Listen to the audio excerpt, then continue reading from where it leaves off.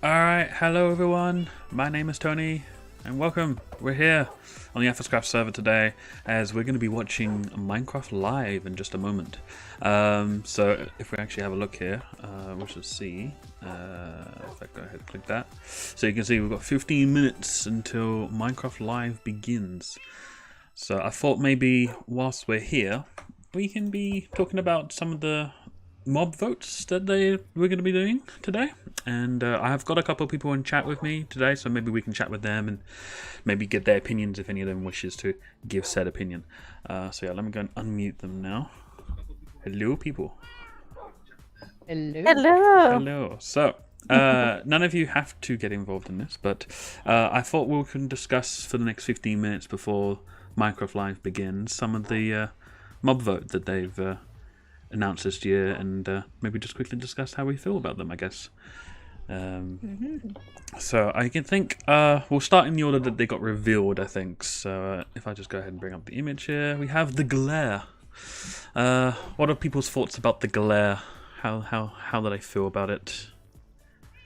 I think I quite like. I like its feature that it can do, like the whole it can detect the darkness and like let you know where you need to light up, and it supposedly will detect when there are mobs nearby and such. But other than that, I don't think it's really great as a mob. I think we could have had that, like the features in something else, like maybe an item or something. I think for Java that is useless because they've got F3. Exactly.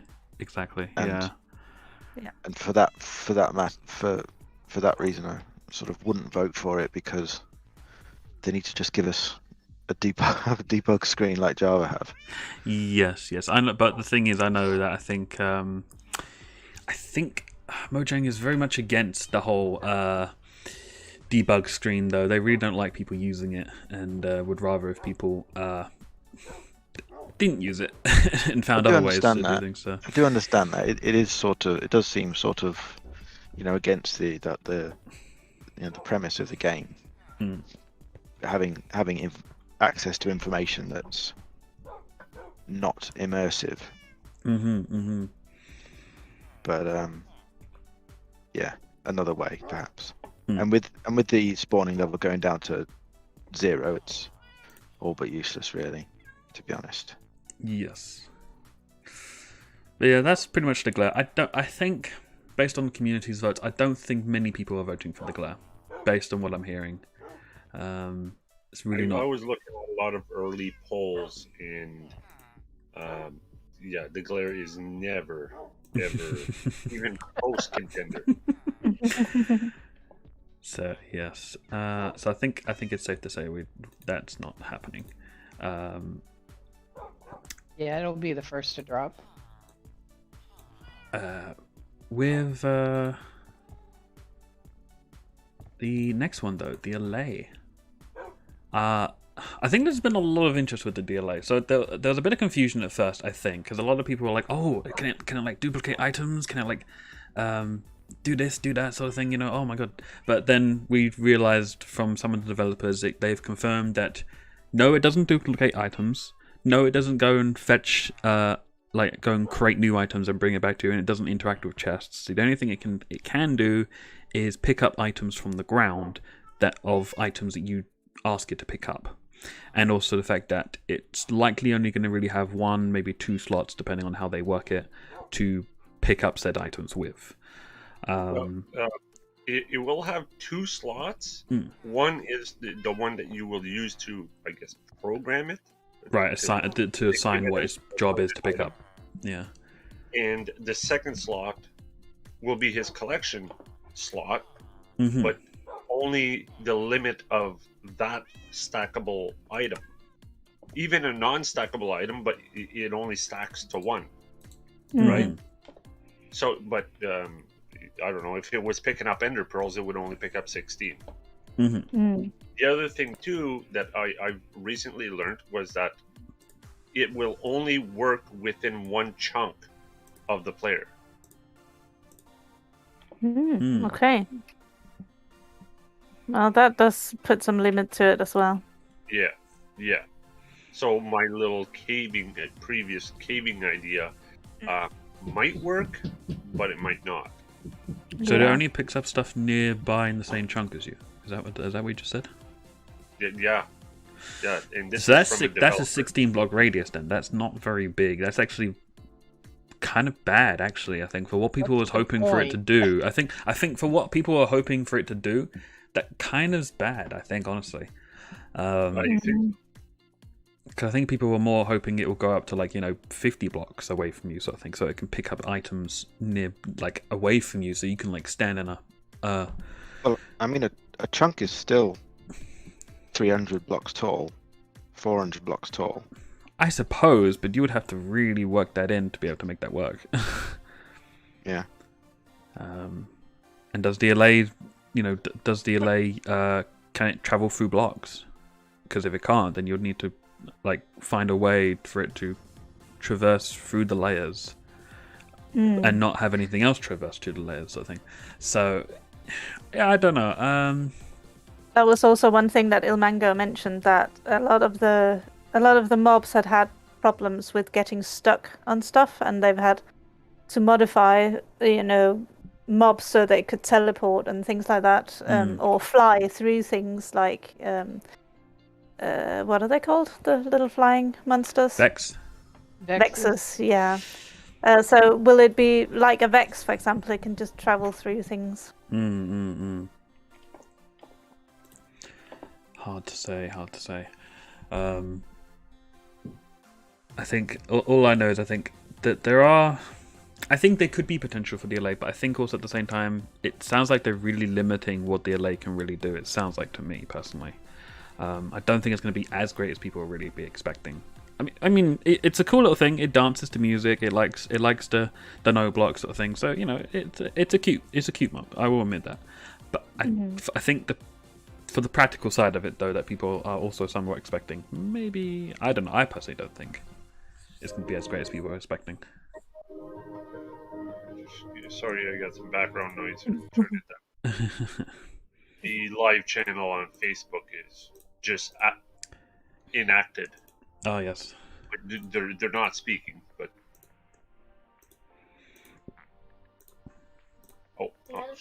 but yeah, that's pretty much Mob 2, I think, unless there's anyone else that's got any further comments for allay. Because I think a lot of people are wanting the allay. I will admit that there's a lot of people wanting it, I think. I suspect this is going to be the mob that wins, probably, even with all the discussions and such. Maybe they might reveal something in the in Minecraft Live that might change people's minds. I don't know. Maybe they might change my mind. I don't know. Lastly, we have Mob 3.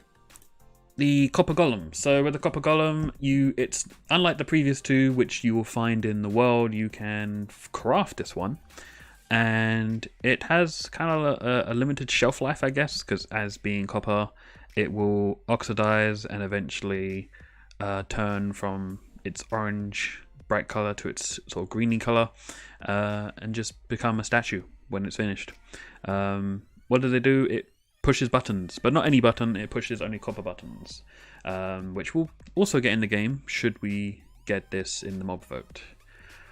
And it acts exactly like copper in every way. So you can oxidize, you can clean it with an axe. You can wax it to prevent it from oxidizing. Yeah, I mean, I quite like this one personally. I can see why a lot of people probably don't want to vote for this one and more want to vote for the allay because of the whole randomizer thing. Because we've already got other randomizers in the game, and that I kind of agree that yes, we do have other ways that we can do randomizing. But I'm also looking at it from the aesthetic thing of it. I quite like I like the idea of the mob changing over time and sort of becoming like this statue that you can probably decorate in your world, sort of thought somewhere, kind of thing. That's just me. I think Slim, you were unsure, I believe, how you felt about the Copper Golem. Oh, it seems to be muted at the moment. Okay, never mind. Did anyone else have any comments about how they felt? Yeah. Yep. Go on, Pebble. I was gonna say, I don't think any of them are that just over the top spectacular, but of course, I'm just happy that I would like to get another button option. So Yes. I think as well, like you say, Purple. It's not supposed to be a mob that is absolutely overpowered and can do a load of stuff. It's just a little extra thing we're going to get that can do some things. And after having watched Ilmango's video, I'm kind of agreeing with him that maybe the LA has got the more potential, really, in. But obviously everything is speculation now, so we don't really know. No. Whereas in the beginning, I kind of thought with the copper golem that it would be, good to have that function of, randomization. But as you say, it's we already have a lot of different options to do that. So yeah. Yes. I had mentioned. Sorry, guys, I had to step away for a minute there. No, it's fine. We're on the copper golem now. So, did you have an opinion? I had mentioned that I was kind of in between the LA and the copper golem, and I think this live broadcast, though, they're going to go a little more in depth on each one of them, and that's where I may flip. I'm currently in favor of the LA, but again, with some of the new slight details, I'm like, I don't know now about the LA. Copper golem, again, if I could, I would like a mob that is useful or farmable. If I could farm it and it gives a drop, worthwhile, right? Well, this one you make, though, so it's not quite farmable, Yeah, I'd say. So exactly. So the other two spawn in the world, supposedly. I'm assuming the glare would spawn underground, presumably, and the LA, I'm assuming maybe in some kind of forest, perhaps. Yeah. Like we're gonna find those. The glare and the LA will be found somewhere. You won't be able to make them, or like I suppose maybe there could be a way that you can spawn them in. I don't know. So how would you bring one back to your base? You gotta keep throwing cookies or whatever it is? No, so with the LA, I think you can bring them in with no blocks. Because they like the no blocks, right? So you make a trail of no blocks to your base and bring them over, right? Yeah, I mean, there might be another way of, like, getting their attention. But with the glare, I believe you were probably going to give them something like probably a glowberry, perhaps, maybe as it's a bush. And you'll like become tameable or something. I'm watching the as far as for the Facebook stream, there's a lot of people they're voting for the copper golem. Oh yes. Yeah. So and on all the polls that I was watching, the LA usually wins. But according to these comments, seems like the golem might take the win. Yeah, it sounds like it's a real toss-up at the minute. I think it's really going to come down to what they say about the mobs, which in about 2 minutes from now, they will be going live with the pre-commentary before the 5 o'clock in the UK time anyway. Stream part of it. So maybe they might discuss a bit about the mobs, and we'll see kind of what they have to say, I guess. But yeah, that's pretty much all the mobs for now. We're just currently now waiting for Minecraft Live. I think also I'll just quickly mention I'm hoping they give us a solid date for 118. Yeah, into that. Oh my goodness, because if they just say like, "Oh, it's coming," then I don't know. Hello, hello, Chaos. Welcome. A part of the community that is rooting for let's keep it a tie. They want to try to keep those two numbers tied, so that they have no choice but to give us both of them. That'll never happen. I think that would be almost impossible to do. I mean, if they're almost like super identical, then I don't know, they might do it. I mean, someone has mentioned that they're like, oh, they might give us all three just as a twist or something, and it's like, oh, I don't know. I believe they're bringing in some previous mobs that were not voted in. I believe that's the hint. Let me just refresh the page. Because there was a hint that there's going to be new stuff that was previously mentioned. Mm-hmm. Yeah, so I don't know. Hopeful. Fingers Okay. crossed. Oh, here we go. Starting. Turn it down a little bit. Alright.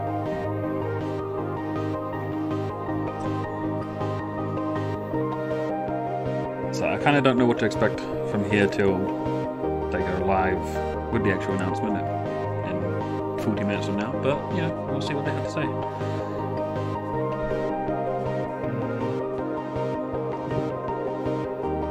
Anyone watching on the YouTube, just let me know if it's too loud, too quiet, or whatever. I'll adjust the volume accordingly.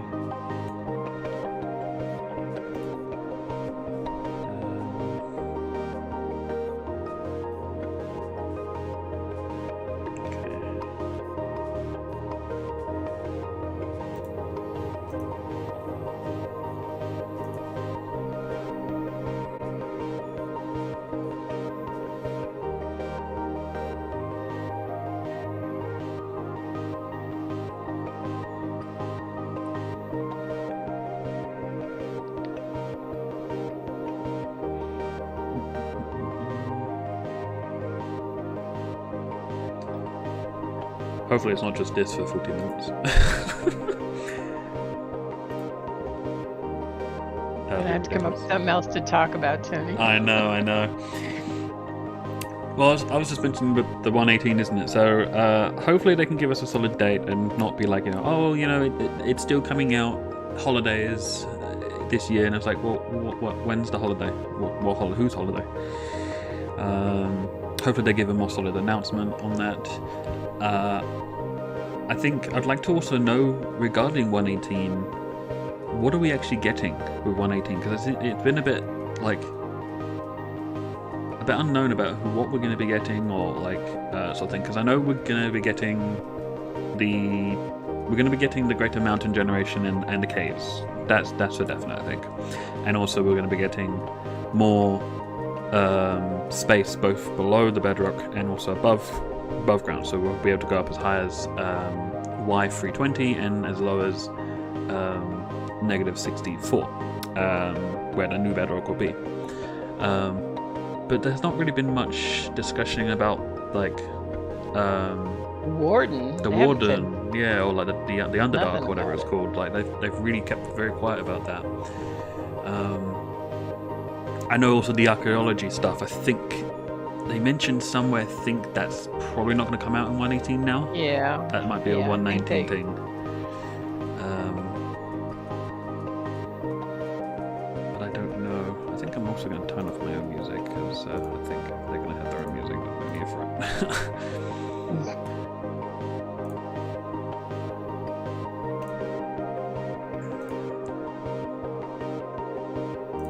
Okay, there we go.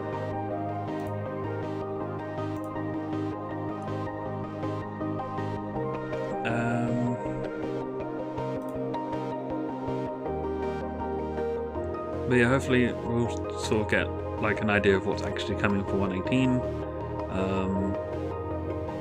And then I suppose it'd be nice to see kind of what they've got planned for 119. I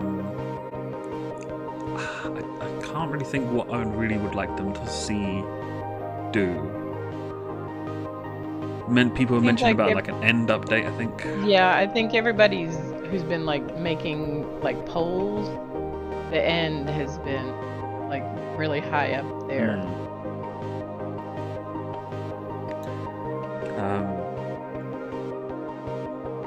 What else? Weren't we supposed to be getting a swamp update? Wasn't that voted in at some point? That was part of a biome vote ages ago, wasn't it? Yeah,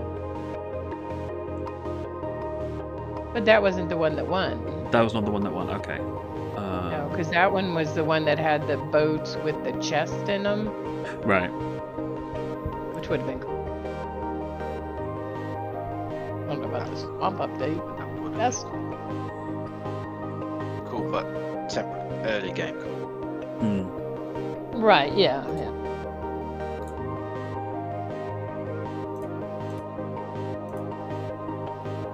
Not all of us run to the end on day one. What do you mean, Papa? Yeah. We've got to get the elytras. It's your job. That's my job, is it? Okay. Or we have to get a diamond.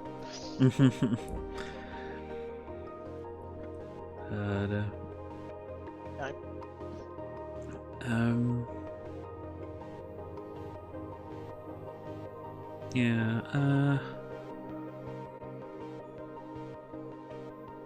so I don't know. I think end up there could be something. Oh, the sound music's dying I down. was like, music's stopping. Drum roll. Oh.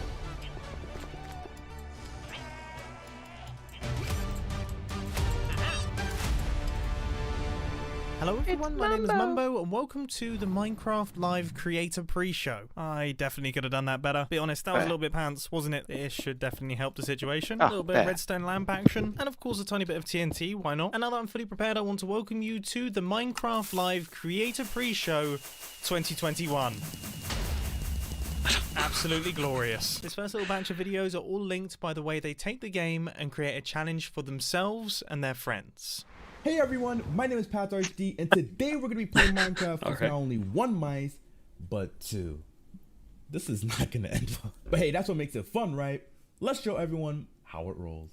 So our main mice, this bad boy right here, is going to be controlling where we look. So up, down, left, right. If we want to mine certain blocks, we can do that. Everything that our normal mice usually does. How am I going to move forward? How am I going to move backwards? How am I going to open up my inventory? Well, that's why we have the second mice. This button right here, we move forward.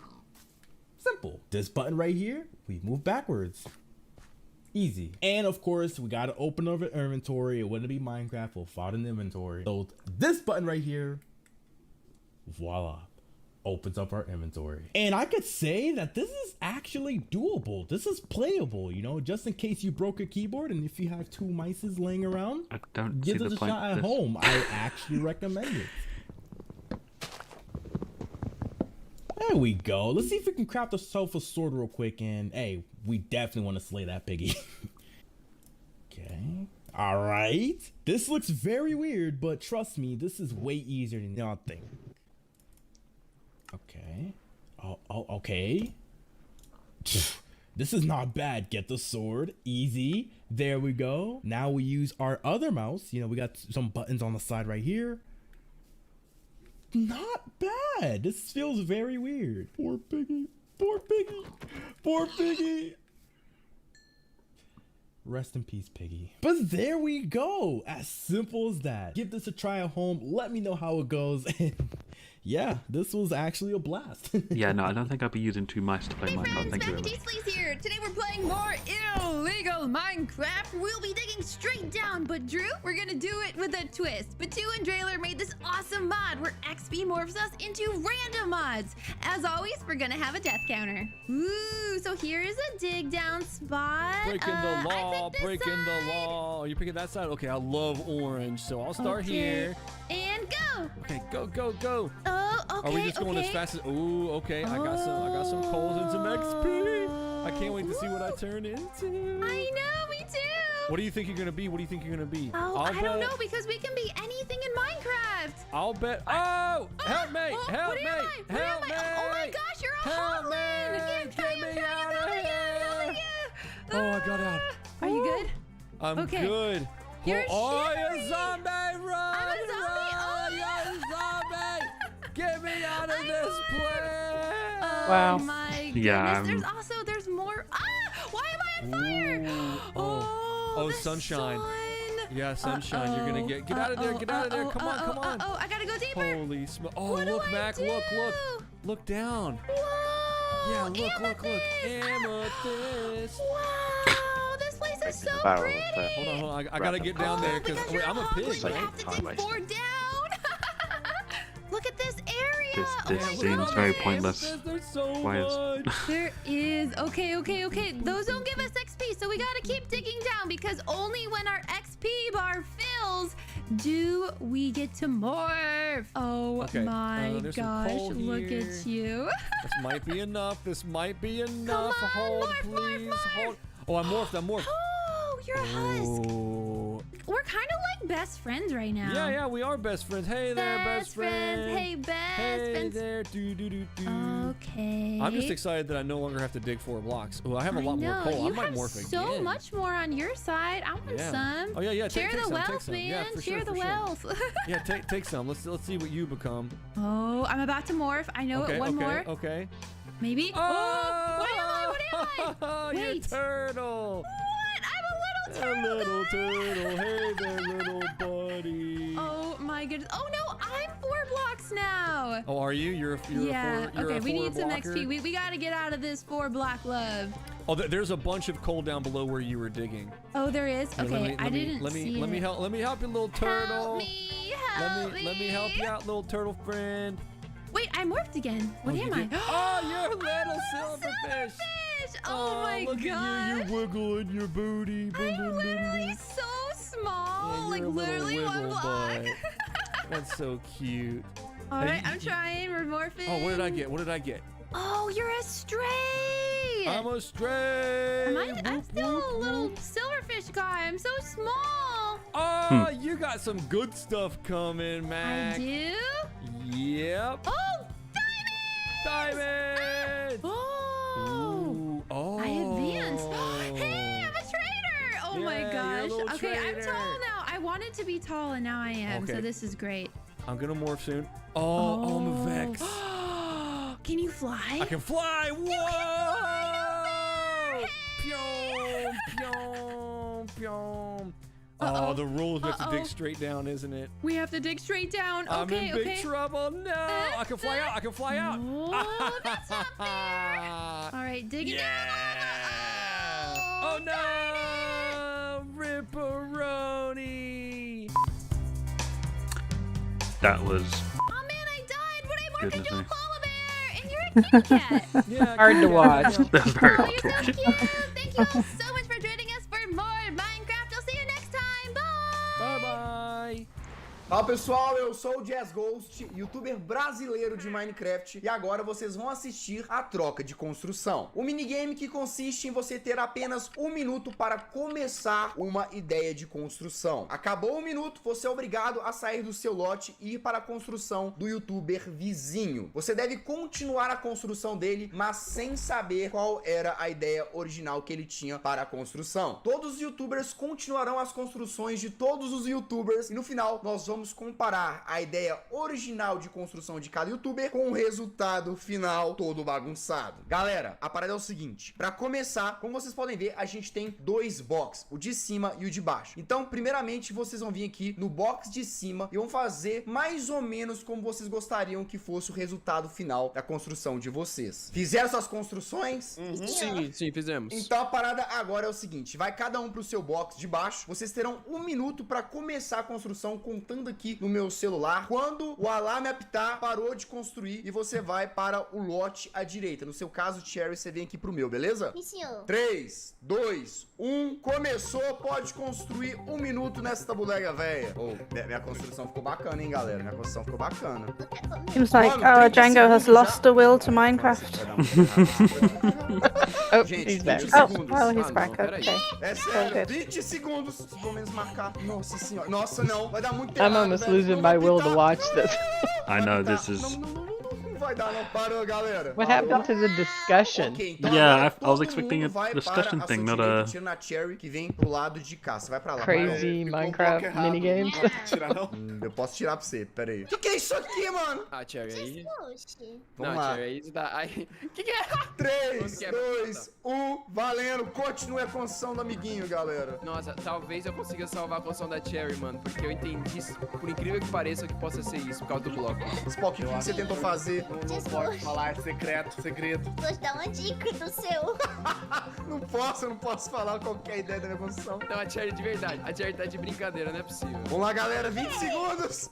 Como assim 20 segundos? acabando já tá acabando já. Ah, ele tá de brincadeira, tá zoando. 10 segundos. 7, 5, 4, 3. Não vai dar, não. Nossa, não fazendo nada do Spock. Acabou. Parou. I forgot that it starts with all this kind of a sala à stuff. direita. Eu entro aqui agora na sala vermelha. Que é isso? Nossa, mano. Isso daqui eu já sei o que é. Isso que tá torto, queria falar nada. Não, mas isso aqui vocês já acabaram. Tá, vai. 3, 2, 1, continuou. Não, ô Jazz, desculpa, mano, já trollaram já, velho. O seu já trollaram, não tem como. Eu nem passei pelo do Jazz ainda, mano. Se trollou foi a Cherry. Não trolei nada, não. Não, é que foi a Cherry, né? Nossa, velho. Pedrinho, vão acabar com essa construção. Você é o vermelho, não é? Qual é, mané? Qual é? Não Nossa, brinca, que eu não. faço? 20 segundos. A Wanda não. Mano, é muito complicado construir achando. 5 segundos. 3, 2, 1. Tempo encerrado. Agora a gente vai fazer a última troca de salas. Para é o seguinte, galera. Última troca de salas. A ideia é terminar a construção mesmo agora. De todo mundo, sacou? E aí a gente vai fazer um comparativo entre a ideia original e o que isso aqui se tornou. 3, 2, 1. Bora. Mano, vocês já acabaram esse aqui. É acertando o meu. I think last year they focused more like on like community things that were done that involved agora, tá? O da Cherry Minecraft. eu acho que vai ficar o mais próximo. Arrisco dizer. Eu acho, Cherry Hub. Vamos lá, gente. Os 30 segundos finais. educational. Uma guerreira. Gente, 20 segundos. Mano, que guerreira, velho. Que guerreira. Ah, não, mano. Galera, 10 segundos finais. Vou botar só mais um tica-tica aqui pra terminar. Galera, 2, 1, acabou. E assim, todos os participantes passaram por todas as construções e fizeram a sua contribuição. Agora vem a melhor parte de todas, que a gente vai comparar o resultado dessas fusões de construção com a ideia original de cada youtuber. Vocês estão preparados? Podem sair dos box pra gente poder ver. Nossa, velho! Fizeram um pato no meu, velho! Meu Deus, Jesus! Meu Deus, olha pra como ficou cada uma das construções. O meu era pra ser o mob que não ganhou a votação na última votação, que era o Weasel e acabou virando uma pata guerreira. O meu era pra ser aquele cookie de meme, sabe? Ah, ficou parecido relativamente, Ficou vai. parecido. O meu era pra ser o esqueleto afogado que ficava no Que doido! Ô, Mojang, por favor, esqueleto pirata afogado. Isso é No muito barco. louco. Ah, Cherry, o seu ficou parecido, vai. Não, ficou bom bonitinho o seu. Verdade, a ideia foi a mesma, né? É. Só que melhoraram a minha construção. Ó, mais ou menos, né? Eu acertei, era um cacto, eu que coloquei o cacto. Ó, mandou bem. E esse foi o troca de construção. Eu espero que vocês tenham gostado. Tamo junto. Falou! Well, that was pretty bonkers, wasn't it? I mean, that guy played Minecraft with 2 mice better than I play Minecraft with 1 mouse. But then again, I press shift with my thumb, so I guess I can't talk. Moving swiftly on, the next segment of the Minecraft Live We're all Creator stunned Pre-Show to silence. focuses on the history of Minecraft. And I've got the perfect machine to take us there. Honestly, every time I look at this thing, it makes my head hurt. Even though I built this, and I know exactly how it works, it still hurts my brain. So let's not waste a single second, let's head on inside and crack on with the next batch of videos.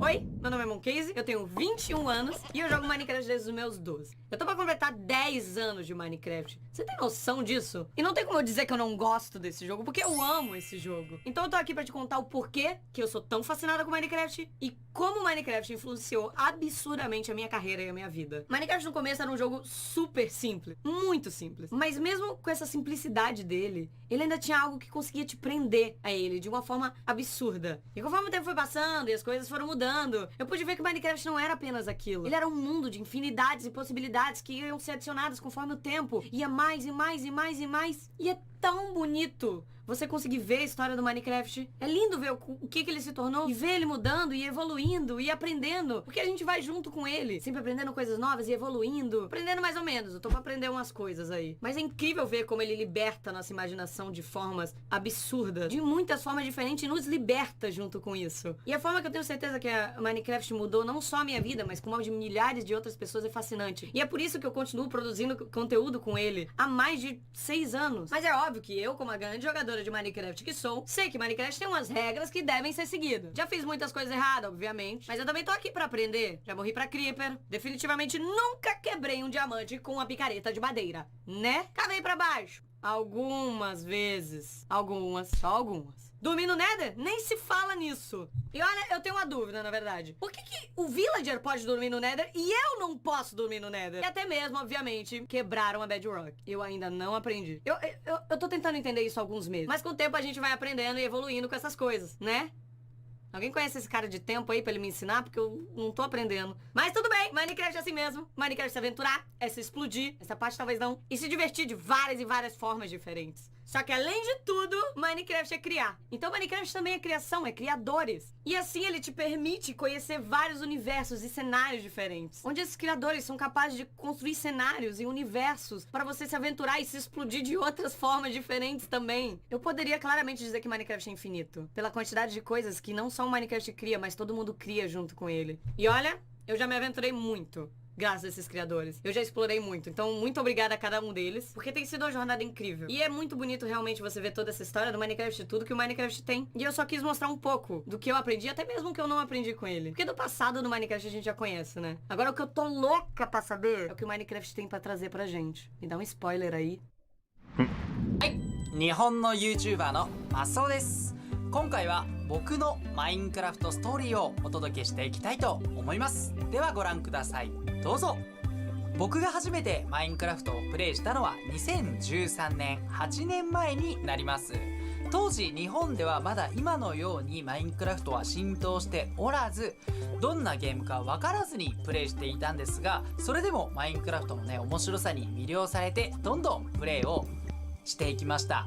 ただ今考えると情けないプレイばっかりだったと思います。ただそんな僕でもなんとかエンダードラゴンを討伐することに成功し、さらにマインクラフトを通じて友達もできました。アメリカ人の、ね、友達トニーと共に宇宙を目指して旅をしたり、月を目指してロケットで冒険をしたりもしました。その他にも危険なモンスターとの戦いを通じてマインクラフトの奥深さをさらに知っていきました。それ以外にもね、建築も楽しくプレイをしたり、このマスオの代名詞マグマダイブ、まさかのマグマにダイブをしてしまいまして、これは日本の方たちに楽しんでもらえたようです。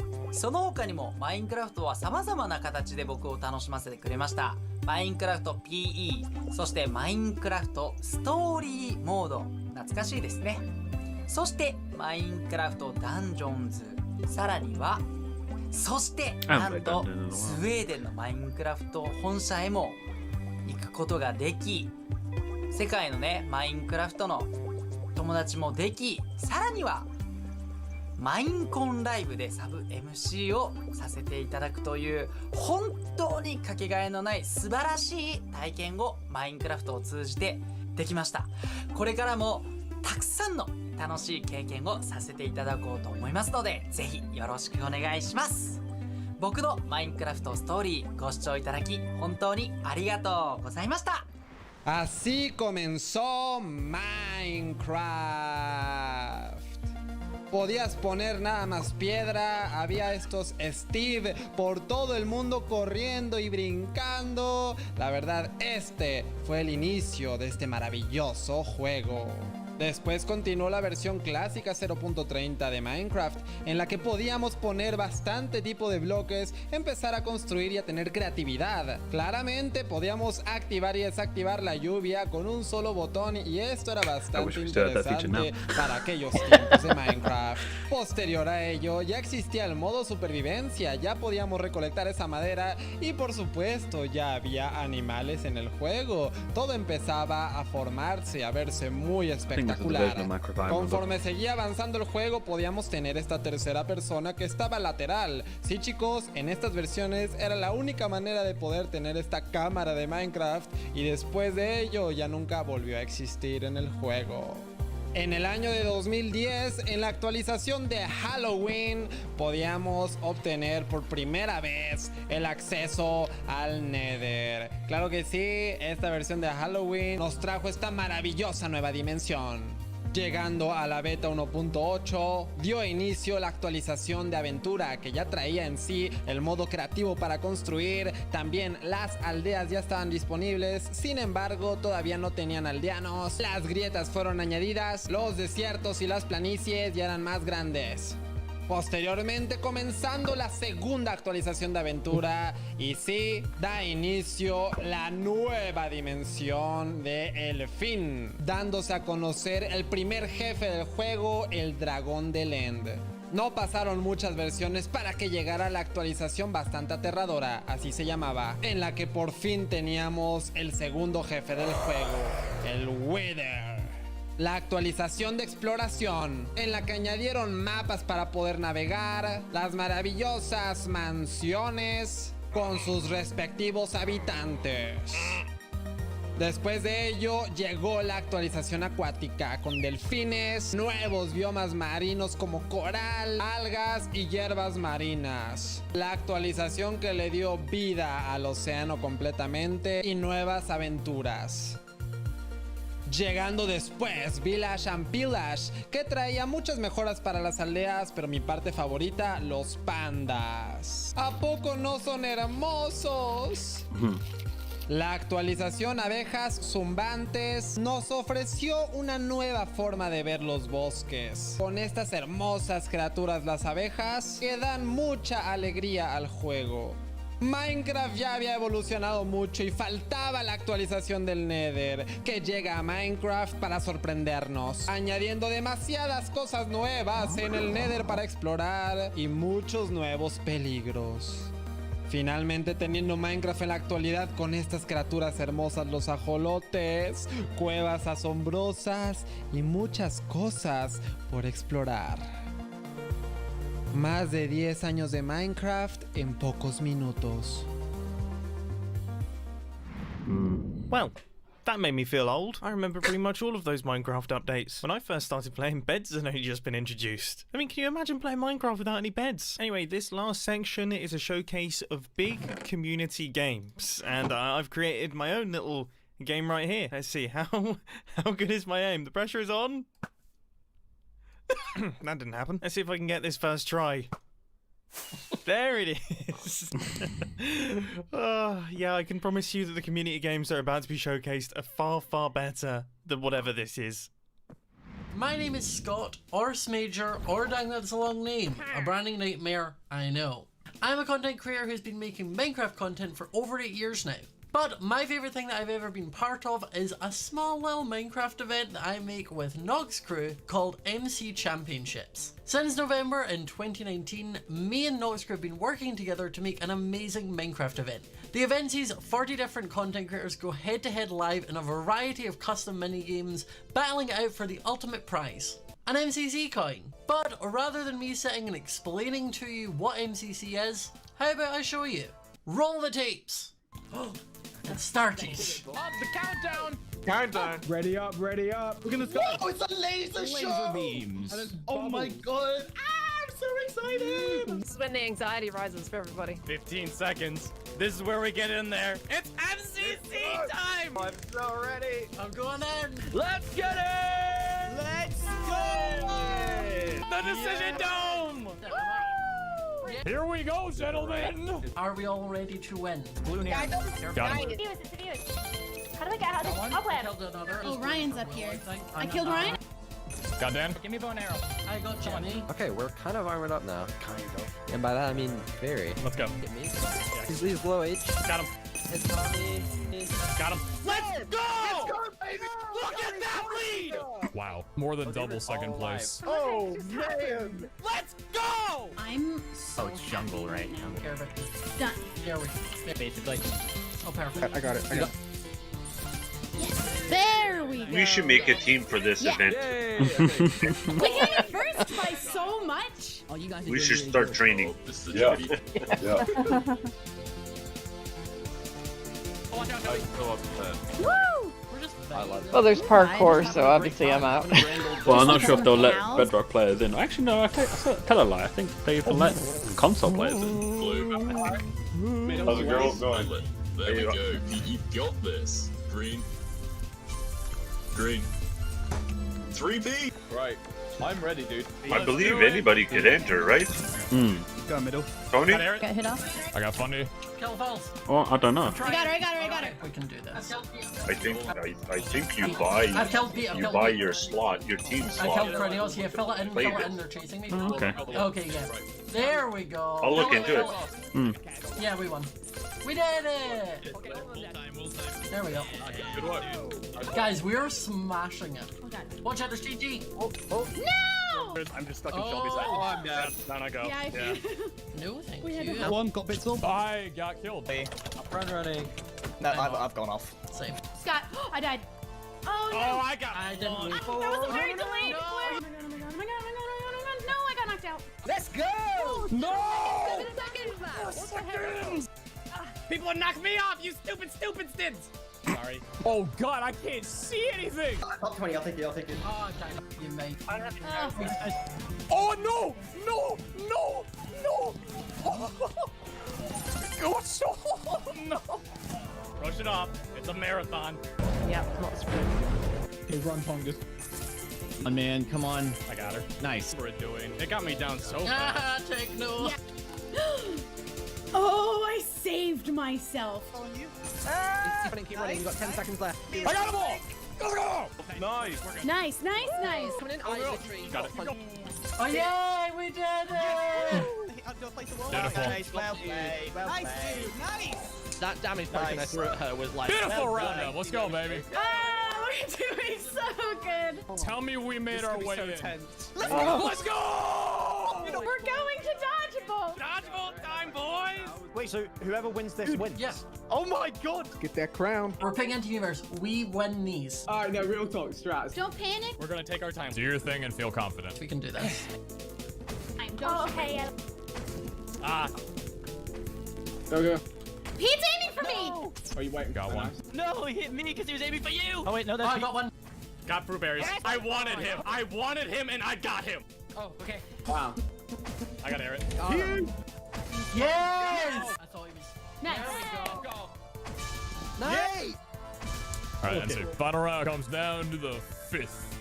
This is ridiculous. It's the only way dodgeball should be, shouldn't it? Oh, of course. We got this! This is the most fun I've ever had in my life! Let's go, boys! And balls. That's happening. Alright, 3, He can't 2, forget 1. false now. Jeez. No. Come on, Shelby, you got this. It's just Shelby. Now double arrow, easy cut. Draw up. Shelby win the whole day. I need to get one of them. Oh my god, shovel to clutch. Come on. I slowed down, Weston. Yes! I think that was Nice. fine. Yes! Let's go! We won it! Let's go! Let's go! Against the wall! They said we couldn't do it. We did it! It feels good to be alive, guys! Let's go! Shelby, get in the middle. Oh, sorry. I was saying that my back hurt from carrying. Wow, what an MC guys. You're a winner, baby! Yeah, let's go! We're winners! Oh, that was beautiful. Scott, Yeah, I'm actually gonna cry. Let's go, boys. Good job. Goodness.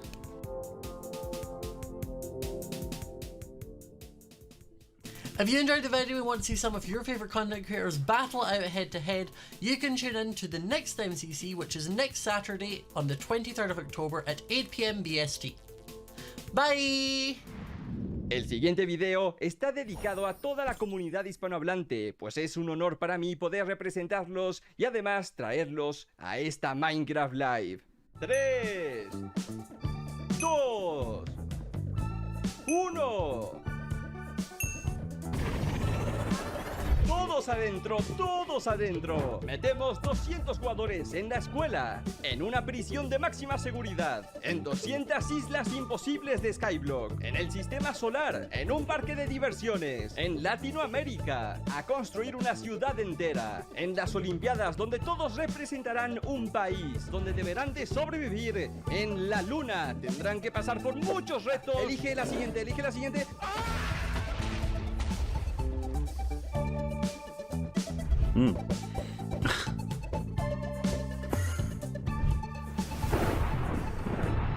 A continuación se enfrentarán contra el guardián oceánico, El primero que salte de este avión con vida y pase por los obstáculos de litras podrá ganar el premio.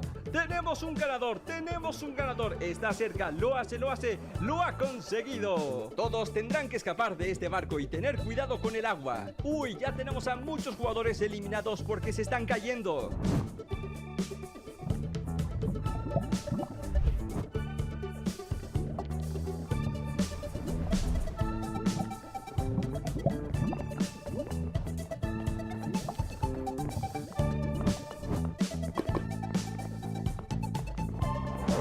A continuación, todos deberán de esquivar las poderosísimas chanclas. 200 jugadores asisten a mi boda. 200 jugadores construyen los ajolotes, el nuevo Warden y también las nuevas megacuevas.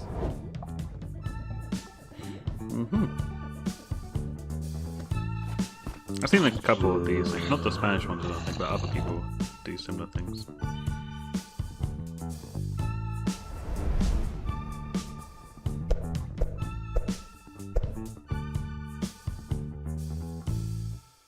Thanks to my community for so many moments shared in this event.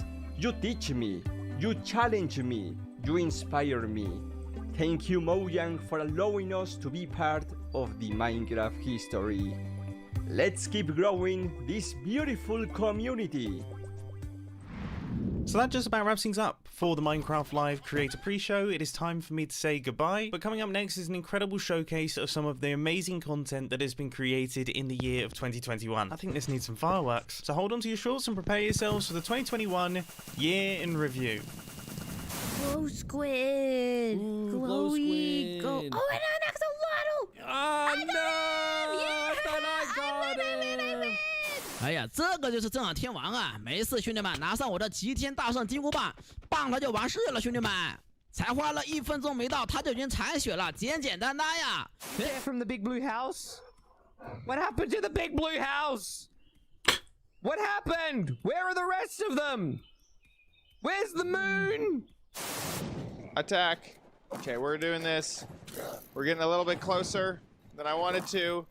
Oh man, my dragon is not doing good. It's hard to aim. There we go. We got him. Got him. 強えな。おっしゃ、行こう行こう。やるね。What are you? Collectible? I don't know what I'm doing. I'm just right clicking everything, Colin. A collectible is within 40 blocks. Hey, wait. What just happened? 楽しい。あ、豚ボール遊べていって。これはい豚はいいよボールで遊ぼう。お、遊んでる。かわいい。 So you can run and you can sprint and oh my god, it's so cool. Look at the jump animation. Sonic. They've got all the sounds officially from Sega. This is insane. I love this. So you can. Oh my gosh. Yo, these blazes. Nope. Yo, no, my iron golem. これは楽しいや。もうちょっと敵が密集してたらすごいことになりそうね。오, 자수정. 오, 신기해. 우와. 헐. 잠깐만 소리 봐봐. 소리 들어보세요, 여러분. 마크 소리 최대로 한번 해볼게요. 너무 신비하지 않아? Why that thing? What did I do to deserve this? No! Run away. Okay, and die. Come on.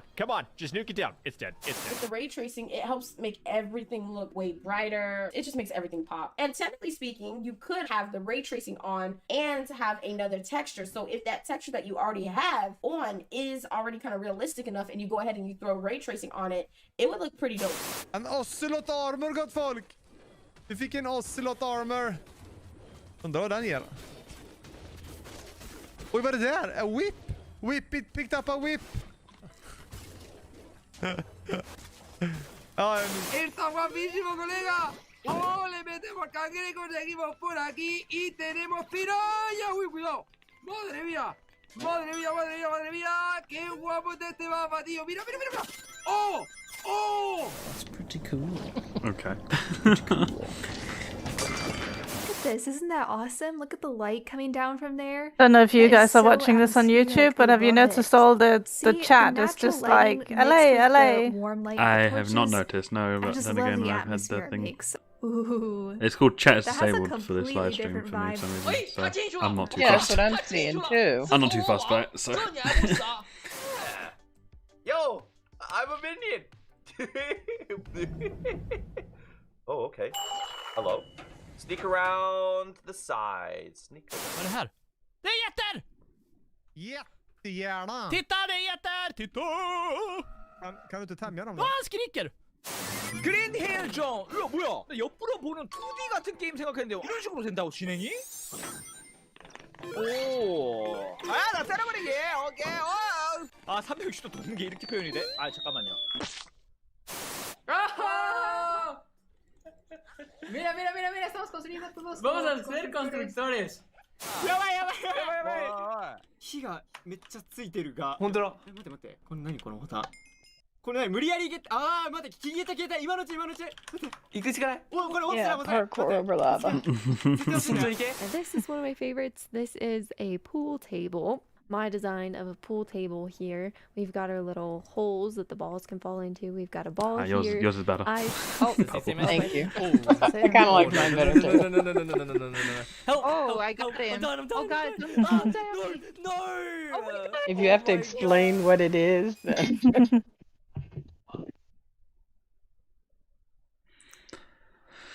All right, 5 o'clock. 11 o'clock.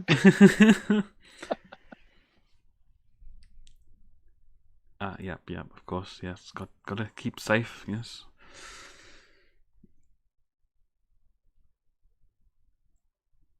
Ladies and gentlemen, boys and girls, children of all ages.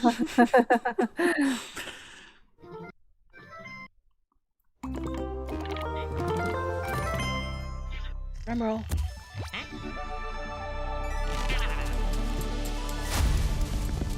Turns out someone's ahead of me by about 2 seconds or so.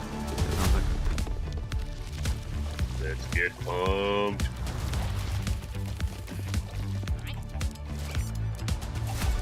I'm excited for the new announcements. What's out? Well, you can already tell they're going to be announcing something to do with dungeons if they're showing a lot of the dungeon characters. Yeah. Hello and welcome to Minecraft Live 2021. I'm your host and chief storyteller of Mojang Studios, Lydia Winters. We have an exciting show for you today, filled with all things Minecraft. You'll vote a new mob into the game, hear what's happening in Minecraft dungeons, learn how to design and play with your own Minecraft mob, find out the next Minecraft update, and much, much more. Seriously though, we have a packed show for you. The best part is that you get to hear everything directly from the cool humans making it, and they will give you the inside knowledge that no one outside of Mojang Studios knows, our best kept secrets, until we tell you all of them today. So let's do it. No, you're still going to hold secrets, I'm sure of it.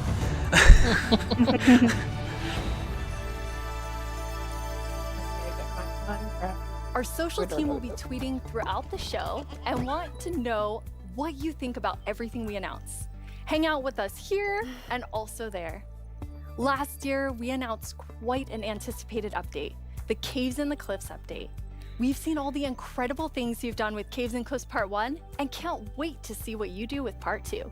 Agnes and Henrik are here to give us a peek into the surprising development process for Caves and Cliffs Part 2.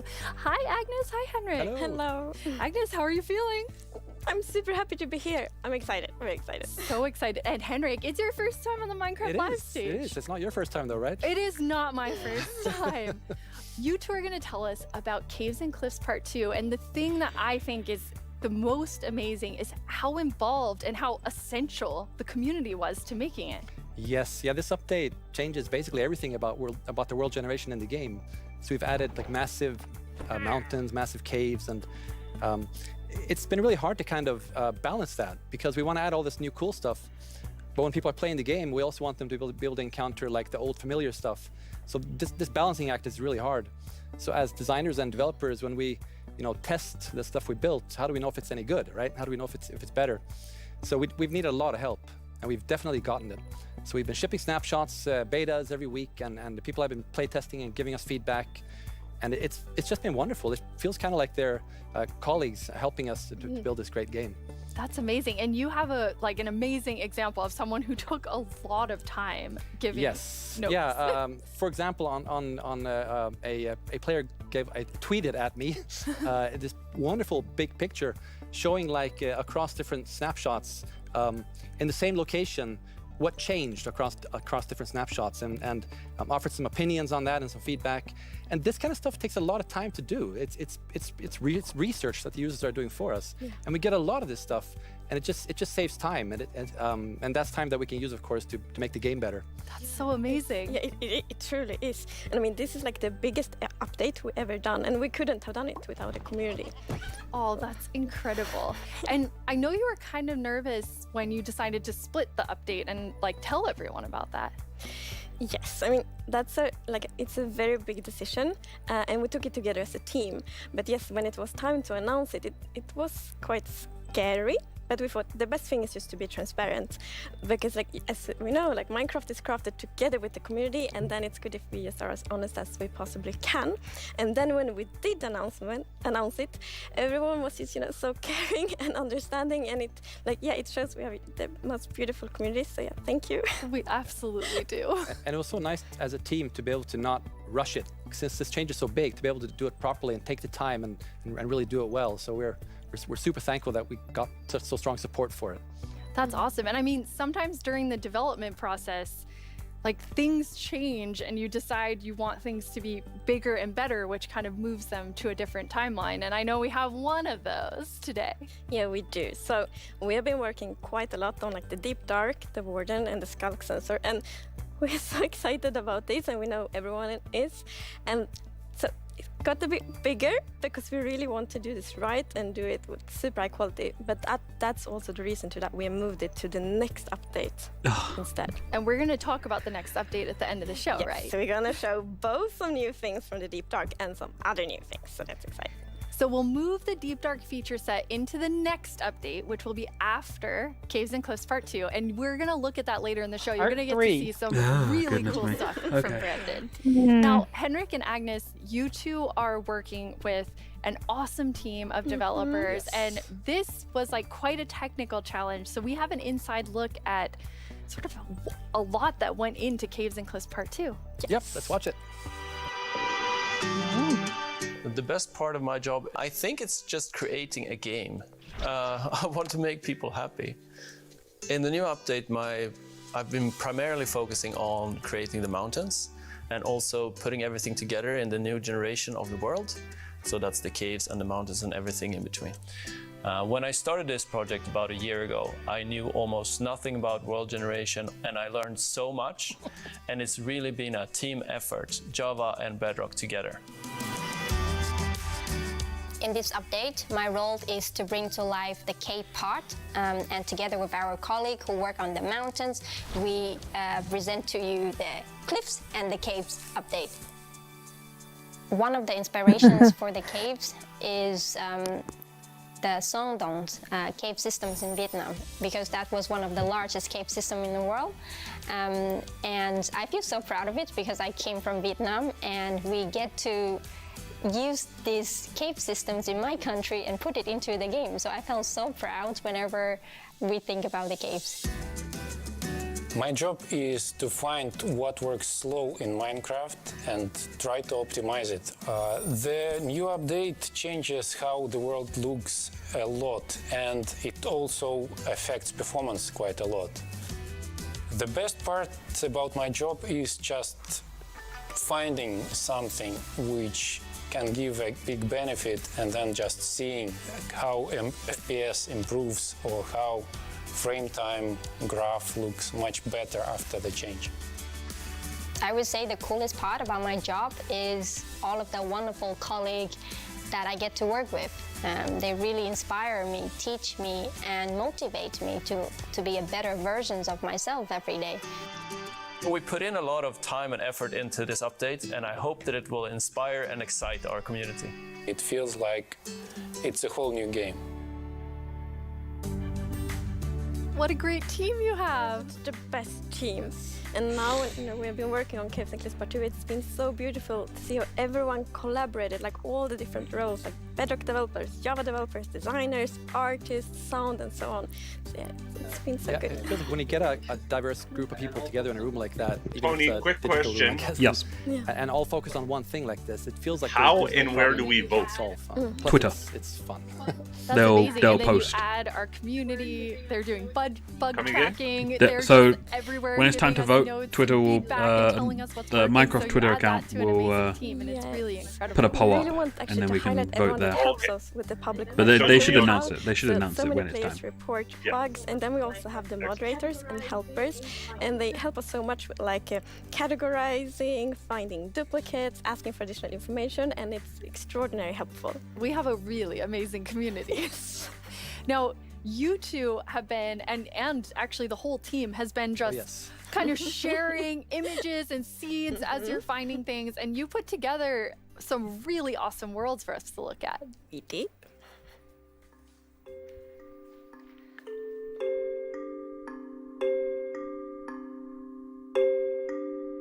I was about to say that the never. But no.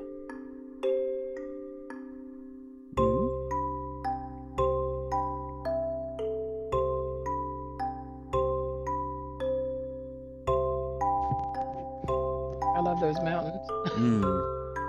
Ooh, that's cool. Or terracotta.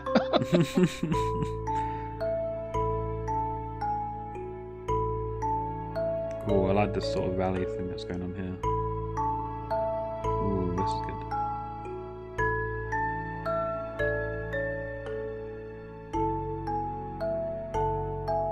Ooh, I can see like a lot of interesting builds being built here. Oh, time to replan.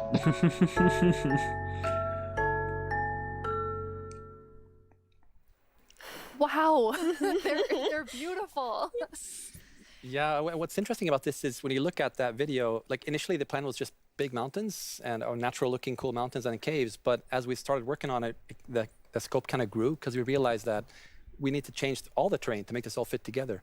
But once we started seeing that work, and it was so fun to see how the team started realizing that we're really onto something. This is going to be great. And seeing that inspiration spread and then also spread out to our community through the snapshots has been really fun. Yeah, and we have been playtesting a lot, and we couldn't stop playtesting because We get distracted we all the just time. found so many cool places, and I feel so inspiring, and that's what we want to do with Minecraft. We want to inspire everyone to play Minecraft in their own way, and we really feel that this new world generation inspires you, going on adventure, building, telling stories. So it's very exciting. That's amazing. And I mean, so you make all these changes, but then obviously we have so many players who've been playing for so long. I mean, the two of you have worlds that are 10 years old. And I just love the approach you took to keeping everything really safe for players who have existing worlds. Yes, it's very important for us to be respectful to players' worlds. And Minecraft should be a game you can trust, because if you know that it works and it will work for many, many years, then you can spend all this love and time on your Minecraft world.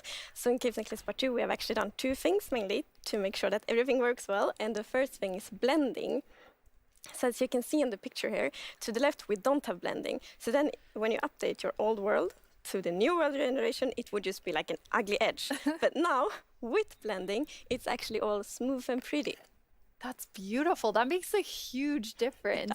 And Henrik, I know the other part you want to show us with your own world. Yeah, so what happens if you open your old world with a new version of Minecraft? And I took a look at what happens in my old world, which I've had for 10 years, playing with friends and family. And let's take a look. So there it is, all the old stuff we built 10 years ago. But that's what happens when you open the world in 1.18. So it basically generates new caves beneath the old areas. And the idea is to create the illusion that was there the whole time. We just, we just didn't go there until now. And wow, look what I found. Yeah. Don't look, Henrik. There's so many spoilers there under your world. So many cool things. I was squinting, okay? Okay, good. That's the first thing I'm gonna do when I update is just digging straight down. Well, not straight down actually, but I'm gonna see what's under my base. Don't break it. That's so cool. I just love that it adds so much to the existing worlds that our players have. And so you're keeping them safe and adding a lot to it. And that's also an important thing. We don't want to force players to have to pick between just the new or just the old. So we want them to be able to experience both things in the same world. That's amazing. Throughout the show, we're going to have creator questions, and you two get to have the first one. All right. Will Java and Bedrock get part 2 at the same time? Yes, the plan is to release this on Java and Bedrock at the same time, and also to ship it with what we call seed parity. And that's, what does that mean? So seed is this name for the magic number that is used to determine how your whole world looks like. So every world is unique, and that's driven by this seed. And when you create a new world, it gets a randomly generated seed. But if you dig that seed up, if you really like what you see, you're like, wow, this world is wonderful, I want to share it with my friends. You can dig up that number and share it with others. And then if they open a new world with that seed, they'll see the same thing. But what's new for this update is that also works between Bedrock and Java. That's amazing. So if you create a world in Java and you think it's beautiful, you want to share it with others, anyone who opens a world with that seed, regardless of which edition they're playing, will see essentially almost exactly the same thing. Yeah, it's almost identical. And it's a thing in the community, you find a super cool location and you share it, like, look at this world I found. And before, you couldn't do that with players on the other edition, but now everyone can just share cool places together. And I think that's really nice. It's really amazing. I mean, when you find these amazing epic things in Caves and Cliffs Part 2, you obviously want to be able to share them. So seed parity is huge. I think everyone's going to be so excited about it. So we're not 100% there yet, but close. It's very similar. Details will be different. But seed almost parity. Seed almost parity. That's it. That's what we're going to call it. So I know everyone is anxiously, including myself, waiting for this update. When do we get it? So it's actually almost done. So we're going to release it in a month or 2. That is amazing. Oh, okay. Thank you so much, Agnes and Can we already know that? I think we kind of already guessed that, yeah. Caves and Cliffs Part 2 will They're like, be oh, it's coming in to a month or screen near two. you Okay, in 1 to 2 months. And speaking of screens, soon there will be another place to play Minecraft. On November 2nd, Minecraft comes to Xbox Game Pass for PC. Minecraft. It's a game all about togetherness and teamwork. Let's take a look at some of Minecraft's most terrific teams. Zombies and the Drowned. Maybe not the best example. Let's try another. Cobblestone and Mossy Cobblestone. A relationship that's truly rock solid. Oh dear. How about Steve and Creeper? Okay, maybe not Steve and Creeper. Not them. Not them either. Ooh, that's gotta hurt. You realize this is going out live, right? If we don't find a great example of Minecraft togetherness soon... What's that, Goat? You've got the best example of togetherness yet. Okay. This better be good. Minecraft Bedrock Edition and Minecraft Java Edition. Finally, coming together for... No, that's not right. Absolutely not. That's the ticket. Minecraft Bedrock Edition and Minecraft Java Edition are coming to Xbox Game Pass for PC. We debated which edition to add to the service and decided why not add both. That means Game Pass for PC will be the only way to get Bedrock and Java in one place. Convenient. Perhaps a little too convenient. In any case, starting in November, you can play the original Blockbuster, its cross-play supporting cousin, and a cartload of other games with Game Pass for PC. Excellent point, Goat. Game Pass does have PC games. And personally, I can't wait to play those PC games with my 2 best friends. Ah, the sweet smell of togetherness. That's not the togetherness I was expecting. I was expecting they'd actually make it cross-compatible, but... Okay. Oh, here we go. Hello, Minecrafters of the world. I'm Vubui, and I'm back yet again to help guide you through this year's incredibly important and potentially life-altering vote. Remember the Phantom? For an amazing mob that will be added to Minecraft. For those of you who haven't been a part of Minecraft Live before, here's how it works. Our developers came up with 3 different mobs that they think could potentially be a great addition to Minecraft for a variety of reasons. But you, the community of Minecraft players around the world, get to decide which one gets further developed and brought into the game in a future update, and which ones will live on only in our hearts as what could have been. Like you, little baby. I'll never forget you. Moving on. Okay. The actual winner of last year's intense mob vote was none other than the glow squid. If you haven't run into these majestic creatures swimming around under the stars on a clear night, you are really missing out. But that was last year and this is now. So here's what you need to do. We have 3 mobs for you to choose from, and there will be 2 rounds of voting. The first round, of course, will include all 3 mobs, but 1 will get voted out. In the second round, there will only be the 2 remaining mobs, then just 1 winner in the end. Yeah, I think it's clear the Glare's going out first round. The vote will happen I'll be surprised on if Twitter. it doesn't. Yeah. So if you don't I would already be have an surprised account, if it did. you'll need to quickly make one. And if you do have an account, make sure you're logged in. Then when I tell you it's time to vote, go to the Minecraft Twitter account and check out the live voting poll with all 3 mob options. Oh, I'm there. Pick the one you I'm want ready. to see Just say added to when. Minecraft and click to cast your vote. I'm That's it. refreshing. It's like super easy. Well, the clicking part is easy. The choosing part, considerably more difficult. Now that you know what to do, let's go over your options. And who better to talk about our 3 potential new mobs than someone who is tiny in size, but never in heart, the one, the only, Tiny Jens. Hey, Tiny Jens. So, can you help by telling What? I can't hear you. Hold on. Oh. I'll come up to the surface. Okay. We'll just wait.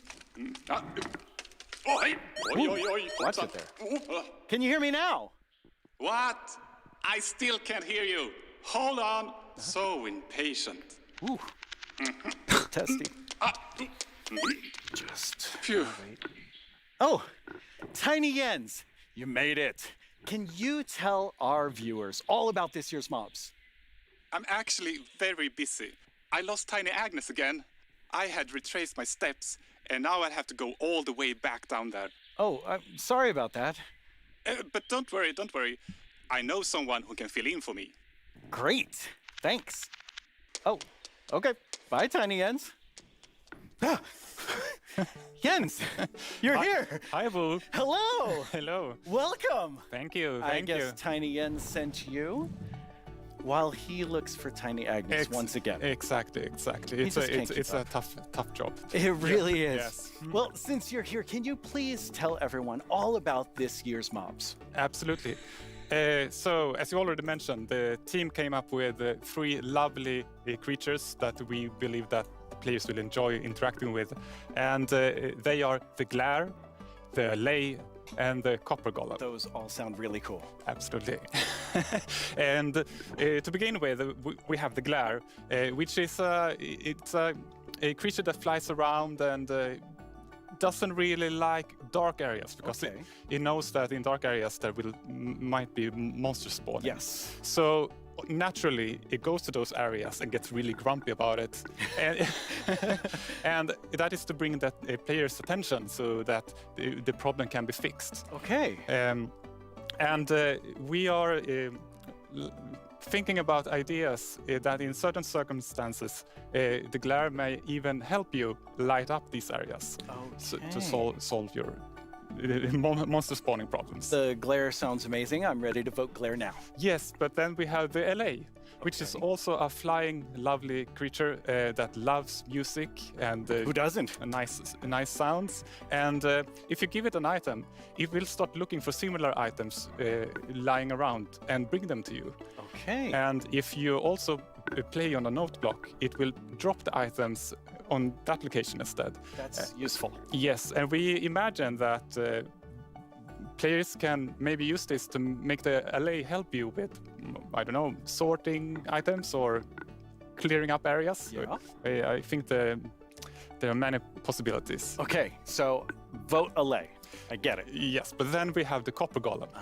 And as the name implies, it's a golem made out of copper, so it's an excellent use for copper.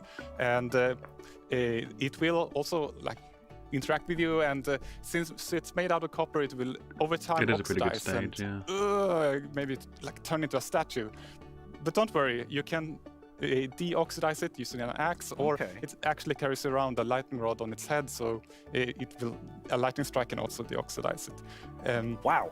In addition, it loves pressing buttons a little bit randomly, specifically copper buttons. But it randomly presses. Yes, so that can also be used in some interesting contraptions, we believe. That's amazing. So copper golem, allay, glare, all sound good. How do people choose? I think it's going to be quite difficult. But you've given them a lot to think about. So I think the first wave isn't going to be people difficult. will figure out Wave, what maybe. they like the most. Yes. Well, thank you so much, Jens, for coming by.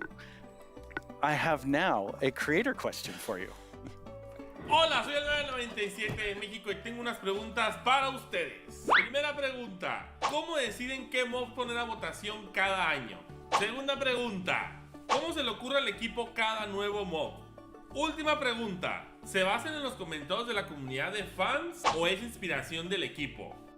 Okay, those three questions I think everyone who wants to know the answer of. Yeah, well, ideas and inspiration can come from many places. Sometimes it just spontaneously appears when you're walking around in the park, or often like you play other games, watching movies, or playing Minecraft. And the community is also a great help. They have so many ideas and they do so many fun things. So we have a lot of ideas to work with, and we need to figure out like which ones do we want to do next. And a good way of doing that is actually playing in the game and see which areas that can be improved. I lost my train of thought. There's so many different ways that these ideas come, and that's really exciting to hear. Yeah. So when the community votes on a mob today, that mob is going to move forward towards being in Minecraft. Like, how finished already is that mob, or is there a lot of work to do? Well, of course we have the big concept that we wanted to do, but once we have the mob in the game and see how it interacts with the areas and other mobs and items, that's when you kind of find the last magic little details to make it really great. I like hearing about the last magic details. Yes. Well, thanks, Jens. You've given everyone a lot to think about. I All right. don't know about that. Now you know what your options are. And if you already knew, you know a little more about them. Soon, I'll let you know when the first voting round goes live. For now, let's take a look at something pretty fantastic coming to Minecraft that you don't even have to vote on. Earlier this week, Lydia spoke with Fanny and Quinn from our awesome creator team over in Redmond to get a first look at some interesting things they've been working on. Each year, we show you some of the cool new things made by our creators for Minecraft Marketplace. This year, we're going to do that and show you how to start creating Minecraft things yourself. I finally made my first mob. It's very weird. Fanny and Quinn are here to tell us all about how we can all become creators. Hi, Fanny and Quinn. Hello, Lydia.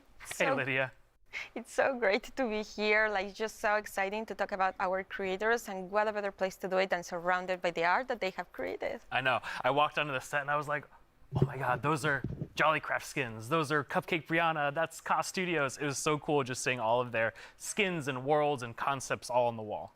They are really amazing. I mean, the creativity from our creators, those names, that makes sense now. It's just mind-blowing. Before we get too far in, though, we should probably explain to everyone what is a creator? Yeah, of course. So a creator is really anybody who makes anything in Minecraft, whether you're doing skins, textures, worlds, terraforming, UI, and even for me, like people that are making mods and add-ons and that kind of more developer type, those are creators too. Definitely. For me, the way that I always like to think about it is that a creator is anyone that makes something in Minecraft and then shares it with someone else. And that can be like little Mac sharing it with their friends at school, or that could be a team of creators that sell something in the marketplace. And then everything in between, right? And our mission really is to empower all of them to make whatever their imagination is telling them to do. We want to really give you all the means, documentation, tools to be able to do whatever you want to do. Yeah, it's just such a cool thing to be able to work on that everybody can be a creator. Mm-hmm.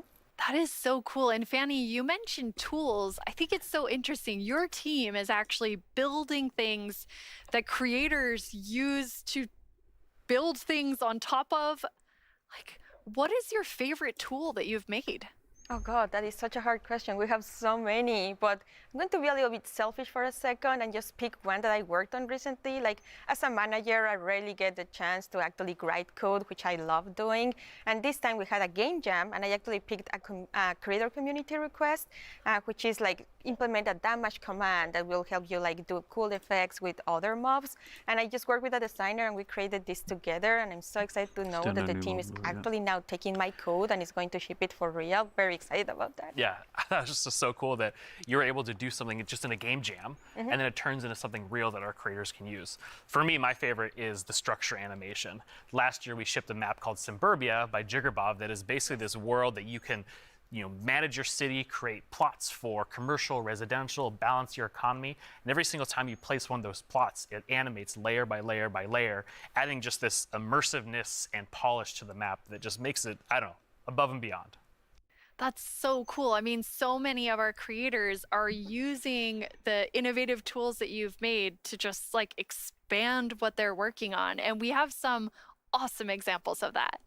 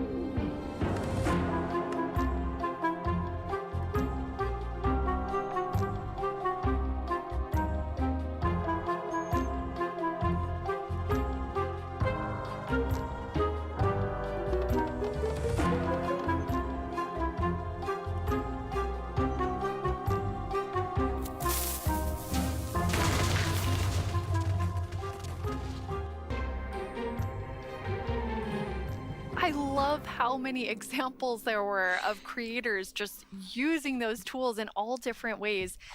What's that like for you to see, Fanny, when your team, you've all been working on making those things for our creators?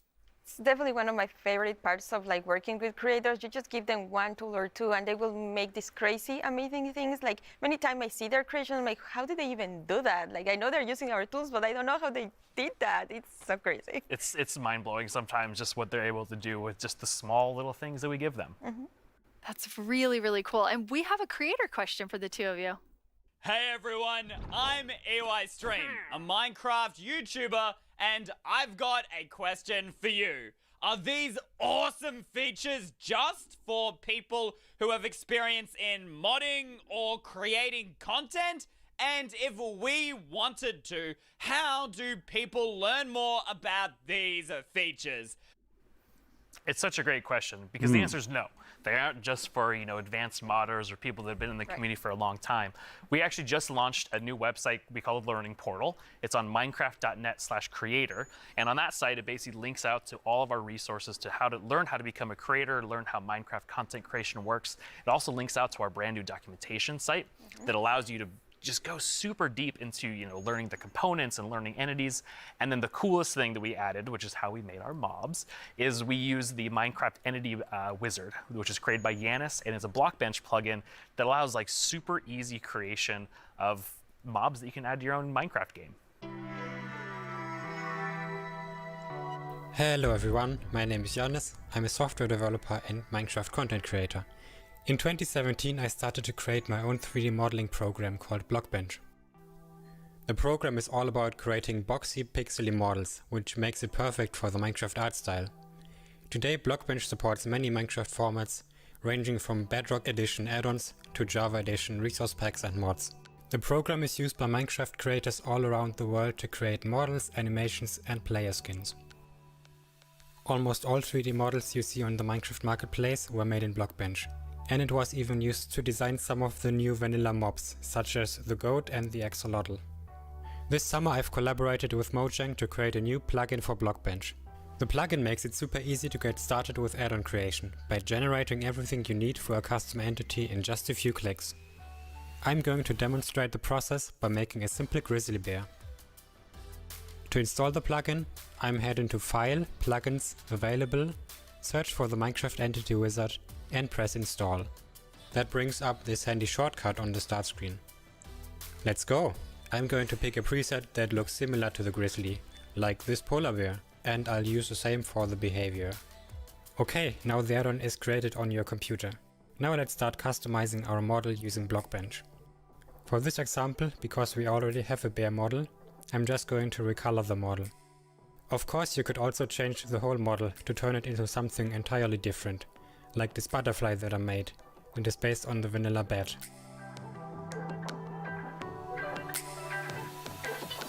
Okay, this looks good. Now I'm going to press save and switch over to Minecraft. I can find our new grizzly bear pack in the behavior pack section and simply enable it. This will automatically enable the resource pack as well. Now let's check out the entity in-game. I just need to grab a spawn egg from the inventory and use it. And here's our grizzly bear. That's cool. Have fun creating. It's free and works on all platforms. What I want to know is, can we make blocks? That's what I want to know. I already Items. told you all that I we can made make a mob, entities but on the actually Canada. all three of us made mobs because we wanted to showcase that anyone can be a creator. So Fanny, tell us about your adorable mob that you made. Thank you. Yes, I was so excited to know that Blockbench was a thing because I immediately thought I need to add my dogs to Minecraft. I really, really love them. And I was just so excited. Like Blockbench made it very easy for me to just obsess over every single detail. Like every pixel was like, does that look like my dog? And then I also modified the geometry, especially the tails, to look like the exact twist that my dogs have. I really obsessed a lot. And I was very happy, especially when I was able to add my own animation. I'm definitely not an art person, and I just made it so that it like wiggles their tail when they're sitting.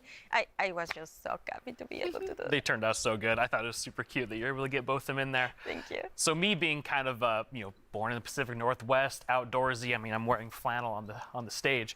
I wanted to kind of pull something from that nature. So I made Evelyn Evergreen. She's this kind of cute little evergreen tree that you maybe see, walking around the deep forest.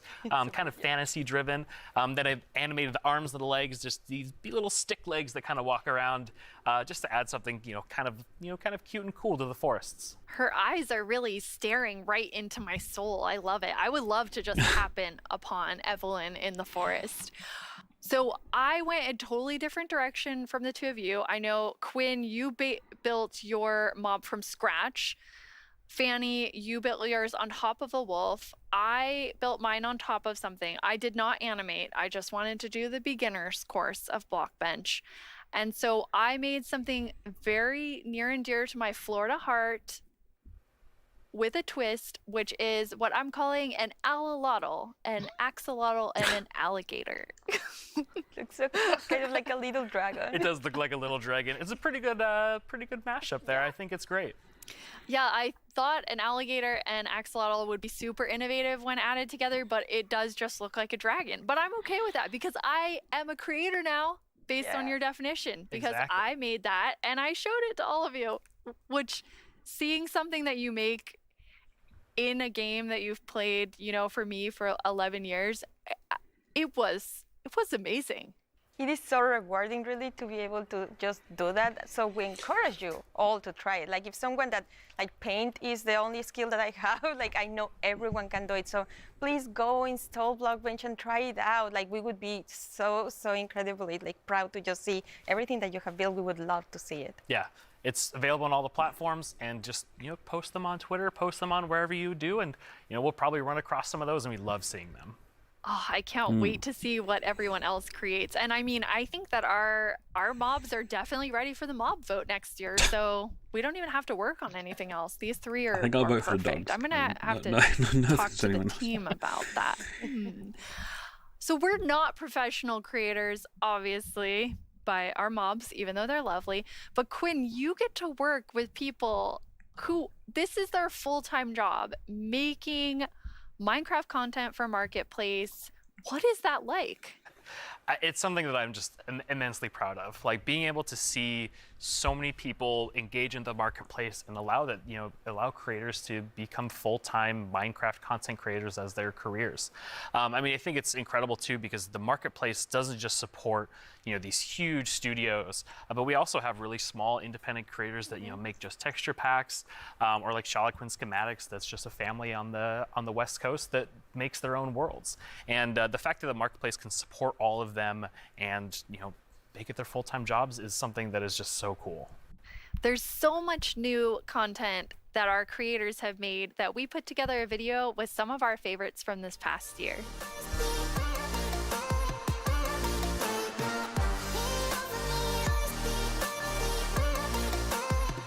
Square football.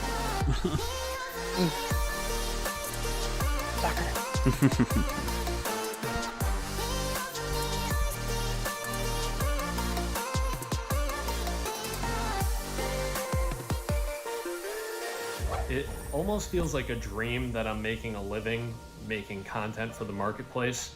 It is the best job that I could possibly ask for.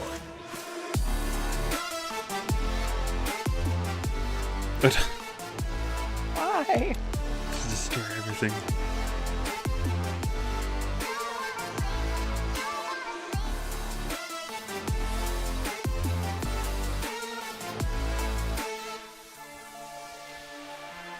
We just got to see some amazing reactions from the fans, and people love the map, and that's just so heartwarming and lovely to see, and it really does put a smile on our faces.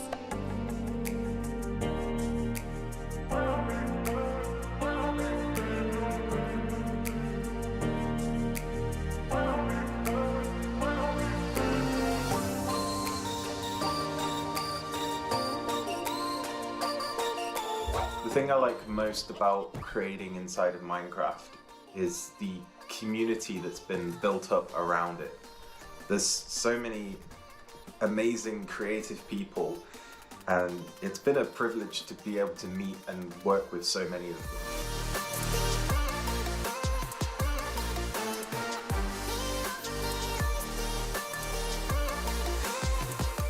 I think no offense to what they're wanting to show here, but so far it's been 40 minutes of just creator content and stuff like that, and I'm like,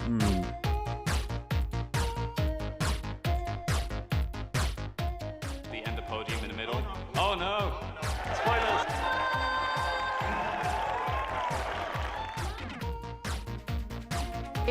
Wow! We're kicking things off with the announcement of the... We're gonna tell you right now. The update Aquatic, Village and Pillage. Seriously, like, I'm so excited. Bees! Bees! Let's look at some bees. To finally have a Nether update. Holiday update will have the cats, pandas, bamboo and scaffolding. Caves and cliffs update. Must be our update. David Niesagen.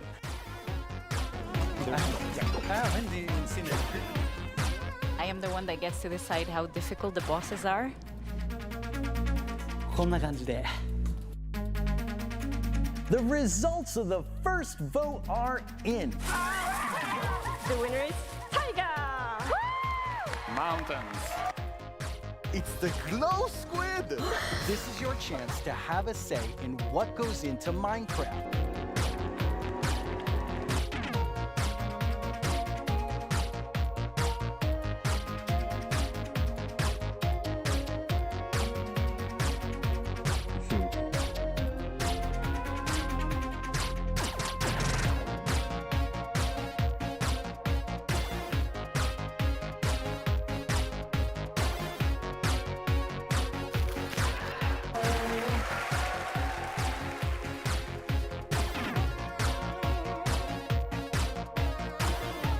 Go, go, go, go, go.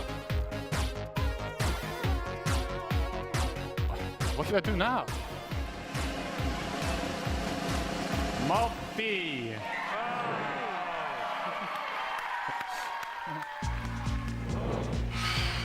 10 years ago, I stepped on the Minecon stage for the first time. I still get nervous and excited every single time I'm on this stage, but mostly I feel incredibly honored to be in front of you. I hope what you see and feel from each of us at Mojang Studios is our passion for Minecraft and our gratitude to all of you in our amazing community. Okay, now before I get even more sappy than I was, let's head over to Vu and hear more about the adorable mobs that you must pick between. Okay, I think it's finally time for us to vote, it sounds like. It only took them about 43 minutes. Here we go. It's almost time to vote. Before we do, though, let's take a quick look at your choices once more. We have the Glare, a mob that lets players know when they're in an area that's dark enough for monsters. You can bring it with you, and it will fly to dark areas. When it gets grumpy, you'll know that it's dark enough for monsters to spawn. Then there's the Allay. If you give it an item, it will collect matching ones for you. It also loves music, so if there's a note block nearby, that's where it will drop these items for you. And finally, the Copper Golem, a little golem that you yourself can make out of copper. They oxidize over time and will eventually freeze into statues. They love spending their time randomly pressing copper buttons, which would also be added to the game if the Copper Golem wins the vote. So those are your choices, and they are all I think so kind of amazing. mainly what I'm voting How for. will I you think just the fact that we choose? get an additional Jens thing gave us a lot to on think top of our about. mob. And now you need to decide which mob you think you'd enjoy the most during your time playing Minecraft. Oh, Any of them it's would there. be useful. But choose your favorite Go, and go, go people. vote Time for to it vote. now. Vote, Yes, vote. that's right. The poll is now open. To cast your vote, make sure you're logged into your Twitter account. All Go to right. the Minecraft Twitter account and find the freshly launched poll with all 3 choices. Don't forget to click on the mob you most want to play Minecraft with. You can do it right now. Let's like, After the let's first round of retweet votes, that, get I'll it out check there. back in with you so we can open the final round. Greetings, my name is Narrator, and I'm the star of the Minecraft YouTube channel. And I'm Marilla. I'm the actual star of the Minecraft YouTube channel. We're here to tell you about all the excellent shows you can watch on our It's just telling me there's 0 Subscribe votes. It just won't even tell me. Subscribe today. No. How do you spell Minecraft? What even is Minecraft? These are just some of the questions you can ask our studio's brightest minds on Ask Mojang. We've actually received a question LA's from winning. us just now. Is Do it you winning? think It doesn't making a actually video game doesn't is actually the update for me. Oh, easiest there it thing in is. the world? No. Yeah, I've Literally got no one 51 to thinks that. 40. Well, Nine. 40, yeah. Until I started watching Glare's this going down. informative Glare's series is that goes not- behind the blocks of every part of Minecraft Dungeons development. Do they show the footage of you tearfully begging to be put in the game? Maybe in Series 3. Meet a Minecrafter interviews some of the most incredible members of I the think what I'm going to do Minecraft is I'm going to put this community. in chat for They anyone asked me watching to here. appear on it, Go but I ahead was and too head to busy that Twitter. being young and cool and attractive. Cast your vote. Not lying. Okay. With so much happening in the world of Minecraft, it can be easy to lose track. I myself only recently learned that blocks have been added to the game. Subscribe to our channel and you'll be the first to see our announcements, trailers for new updates, upcoming games, and the exciting future of Minecraft. Are you sure that's the right footage? Finally! This is our peerless show that tells you Minecraft's most scandalous secrets. British edition. We're out of time. Oh god. No, we're not. We still have a few seconds left. Have a great Minecraft Live, everyone. No! Don't forget to subscribe to the channel and only watch my...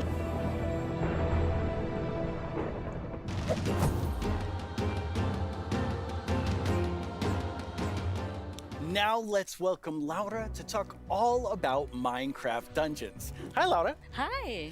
So you have a pretty cool job at Mojang Studios. Yeah, I think I have the coolest job. It's sometimes difficult to believe, but I'm the lead designer of Minecraft Dungeons, and that means that I get to decide a lot of small things and details and bring a lot of ideas to the table, so hopefully make the game a bit better. That does sound cool. Yeah. You and the Dungeons team have been working so hard recently, and Oh, you've yeah. recently had a couple of really cool releases. Yeah, it's been crazy. We recently released to Steam, and I did something that they never recommend you to do, but I did it anyway, and I read the reviews, and yeah. That's dangerous. Yeah, it was, but It was so positive. It was so full of excitement and love for the game. And yeah, we were so proud to see how much the community loves it. So yeah, we were very happy. And also this week, we've released the Spookier Fall update, which brings back a lot of spooky modifiers to the game, gear, a new cape, a new pet, and there's my new favorite armor, which has a spoon steering in your head. I love that one. Yeah, it's lovely. I like it so much. It's a lot of fun to stare at while you're playing, but it might distract you a little. Hopefully not too much. So those just came out, but we also have some new and exciting things to look at that haven't come out yet. Yes, let's check it out. The glare's going up a little bit, but not much. Not much, though.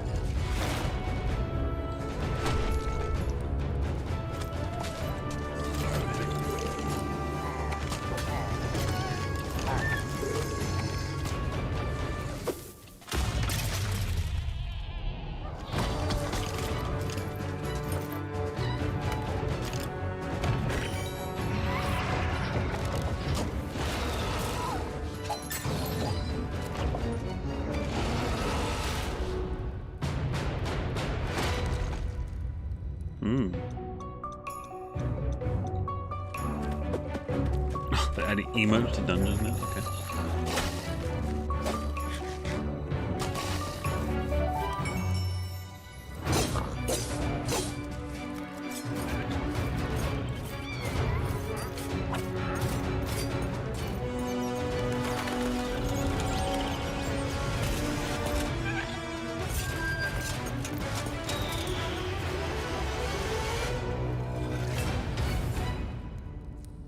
That video is so exciting. Yeah, I love that trailer so much. It has so many details.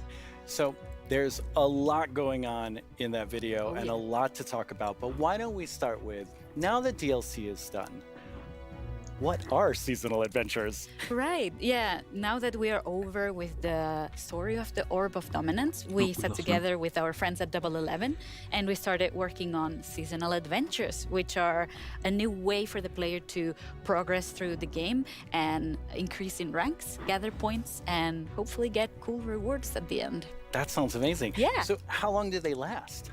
Right. Seasonal adventures, although the name is seasonal, will be infinite technically. Okay. So for instance, say we release seasonal adventure number 2, you will always be able to go back to seasonal adventure number 1, gather some rewards there, go back to number 2, gather some rewards there. So it's a bit up to you what you decide to do with it. That's amazing. So it just lasts forever. You get the new content and you still have the old content. All the content. And speaking of content, what are some of these new things that players can unlock? Right, yeah, we added tons of new rewards that are completely new to the Minecraft universe, some old, some new. We have tons of new pets. We have things like the duck and the fox, and I am so in love with all of them. We have flares, which are new VFX that you can apply to your character. So whenever you drink a potion or you beat an enemy, you get to show off a little bit and get some shininess there. Also, we got in some emotes, which are these little dances or little expressions you can do with your character. Show off a little. Yeah, exactly, and have some fun with your friends. Why not, like we see here, having a party. Also, we added tons of new capes because everyone loves capes. They do. And tons of new skins, just in case we were missing. That's a lot of skins. Yeah, that's a ton of skins. Yes. Well, now we have a question from a Minecraft creator. 1 minute left. Hey, Strawberry17 here, and I have a question. Will there be free content included as a part of seasonal adventures? The answer is yes. We always try to make sure there's content for everyone, regardless. So for seasonal adventures, there'll always Over be a a free million track people have and a voted track on you this so can far. pay for. So there'll be different rewards in each, and you'll be able to get whichever you want at any time. So yeah, we wanted to cater everyone. That's great. So how do you earn rewards? Right. You will be able to get adventure points all throughout the game, meaning that doing the regular stuff you do, you'll get them. Like, say you beat a daily trial. At the end of the daily trial, you get adventure points. Also, we implemented new weekly challenges. So we'll ask you, like, this week, if you beat 100 zombies, you'll get extra adventure points. That's a lot of zombies. Yeah, but people do it so fast. I'm always so impressed. And also, the best way to get adventure points is in the tower. Okay, the tower, which we have not spoken about yet. No. So what is the tower? The tower is another free single-player feature that we've added to camp. So you'll be able to see this gigantic tower in the camp. I love how it turned out. And it is a space with 30 different floors, each floor harder than the one before. And you'll get to fight in arena mobs. You'll get to fight bosses. You'll get to meet some new tower inhabitants. And yeah, hopefully explore around and be able to test your skill. So you will start with a completely blank character from the bottom, and you'll be able to find new gear as you progress. Okay. So yeah, the floors get more difficult, your character gets stronger, and you can test your skill. That sounds really fun. So let's take a look at some live gameplay of the tower right now. And for that, we have JP. Hi, JP. Hello. How do you like my throne? I think you stole that throne from the Arch-Illager. I think he stole it from me. No. Speaking of my stuff, Not that there was let's go any loot the doubt. tower. No, there was no doubt. There was no So doubt. what are there we was no seeing doubt. here, Laura? What's going to be So interesting now is what the here people who have voted some Glare special for floors to are going to vote showcase for. here. So this is an example of Yeah. a very early floor in the tower. So if you see JP's tower avatar has very little amount of gear, and yeah, you'll be always have the context that you're high up in the tower, Looks right? so cool. Yeah. We also wanted to make sure that the tower was this whimsical, magical space. So yeah, we have a boat, we have a river, why not? So you'll be able to find a ton of magical spaces and new characters to meet. So yeah, this level is quite easy, as you can see, since it's very early on. Yeah, JP's doing really well. Yeah, exactly. Oh, and we can see a sneak peek up there in that balcony. That's our tower keeper. Very cool. Yeah, that's a character that will guide you through the tower, and yeah, will guide you around. And ooh, Wow, JP did really well. Yeah, Maybe it was, he was a little so fast. too easy. Yeah. So each of these levels generates itself, but you can come back for up to 2 weeks and replay the same thing. Right, yeah, our tower runs will be seeded, and they will change every 2 weeks, meaning that for 2 weeks, you'll be able to learn what happens in every floor. So say, I reach floor 5 and I get defeated at floor 5. So then next time around, I'll remember, I should have chosen a different weapon, and then I bet I could have done it. So yeah, you can share those tips with your friends, and you can learn together how to go through the tower. Yeah, practice and get better. Exactly. All right, let's give JP a real challenge now. We're Right. going to go up the tower to a much higher floor. Right. You ready, JP? Let's do it. Right, so here we've prepared a sample of what a harder floor could look like. So we try to add new exciting combinations of mobs that we've never had before. So JP is right now fighting jungle mobs, but there'll be ice mob together with them, and there'll be some new mobs. Here you can see some tower wraiths that spawn fire in different new combinations. We also will have tower guards, which are extremely bulky guards. We even have a ghast in the mix, and JP is getting sniped by it. So we're getting yeah, that's a tower guard right there. So yeah, we're getting tons of new combinations and new ways to experience the game and defeat mobs and find strategies. And Gas looks really difficult. yes, it is. JP's not doing so good right now. No. Let's see. Oh, JP, that was a valiant attempt. Yes. Really, really good. That was so good. So You've talked about so many new things, but Yeah. when will people get to see them? Right. We'll get to see them. Hopefully everyone will get to play in December. December. So very, very soon. That is very soon. Thank you so much, Laura, for Again, coming soon, by. holidays. This is all very Not now. exciting. Thank you for having me. Let's take one last look at some And gameplay define from the soon. tower.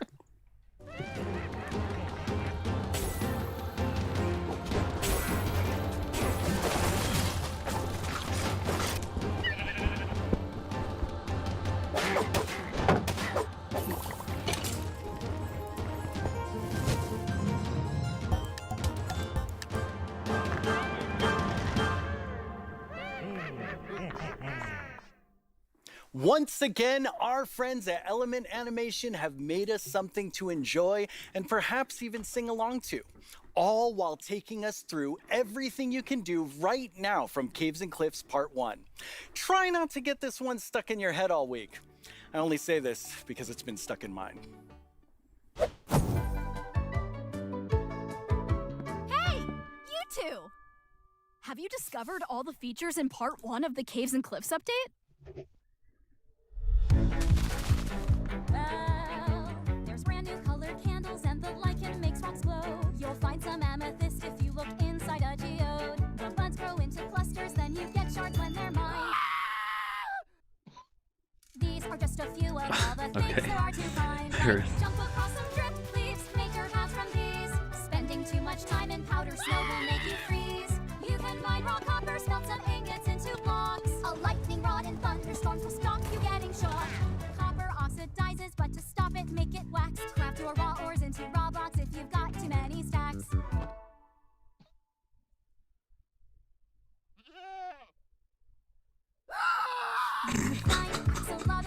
Okay. That's fine. Put them in your bucket. Yeah, that was. Carry them around. There's glow squids way down here. They fill their caves with light. Make a sign using their ink. Make the glow frame super bright. There's dripstone blocks and deep slate versions of the ores. There's so many things here to explore, and there's so much more.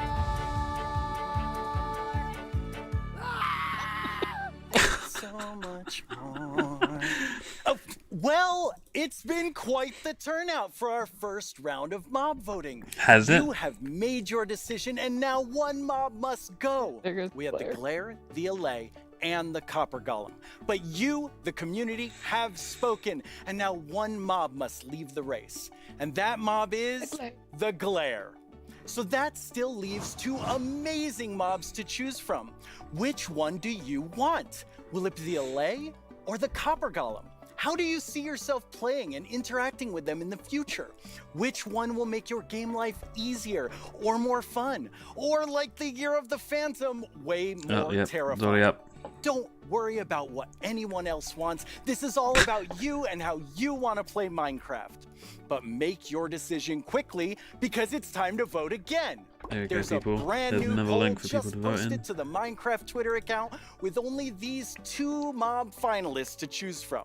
Make sure you're logged onto Twitter and click the mob that you just can't wait to spend your days and nights with in the game. Your vote really counts, so don't miss out on your chance to change Minecraft. I know who I'm going to vote for, and I think I can see Jens voting right now.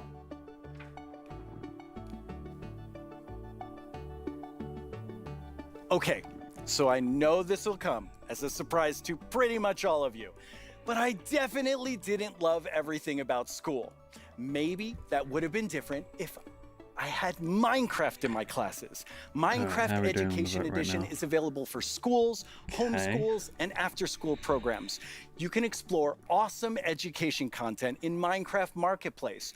Learn about everything from sustainability to ancient worlds, even how to speak new languages, all in Minecraft. The coolest part is seeing how with Minecraft, the students often become the teachers. When I tried becoming the teacher in my 5th grade science class, well, let's just say it wasn't appreciated. But anyway, let's take a look at how Minecraft is being used in classrooms around the world by kids who didn't get in trouble just for telling everyone that homework was canceled forever.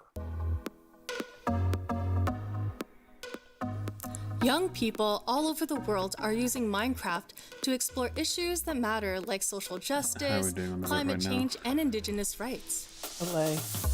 54 to LA. Such as Braille and 45 sign is the language. cutoff. We reached out to one of our 54, teachers who 46. learned Braille, and she taught us a thing or two. Take a look at what these girls built, a school of the future. They thought about clean energy and inclusive design. An interesting fact about our building is that we used coding to build a playground. It was very fun to make. Students in India and Malaysia translated ancient myths into Minecraft worlds. Under the guidance of my educator Kamal Ma'am, I would like to present to you an indigenous tale, Chiri and Ka, from Punjab, the land of 5 rivers. In Canada, Australia, and New Zealand, classrooms are using Minecraft to explore indigenous cultures. And they're not just building blocks, they're building super useful skills. Games like Minecraft prepare you for the future, teaching us how to work together, solve problems, and even write code. Normally in school, it's like, here's this, do this, off you go. But now it's like, blank schedule. Minecraft, yes please. Mini Mambo. This summer, students imagined a greener New York City in funny. an epic citywide esports battle. I don't know about you, but I wish I had this in school. I think I would have been all over this. Oh, absolutely. Kids in Wales designed more sustainable rugby stadiums. Teams of Yeah, I don't students see built this turtle vote going to the habitats and copper wind golem. I farms. think it's going to delay. I'm pretty And in sure. Slovakia, young people imagined a bee sanctuary I'm in okay Minecraft. with each, but now During if this build, the I LA learned turns that out to bees be do this thing not as called good, swarming. I can say, well, We can live more sustainably, Well, I wanted we can copper. treat one another better.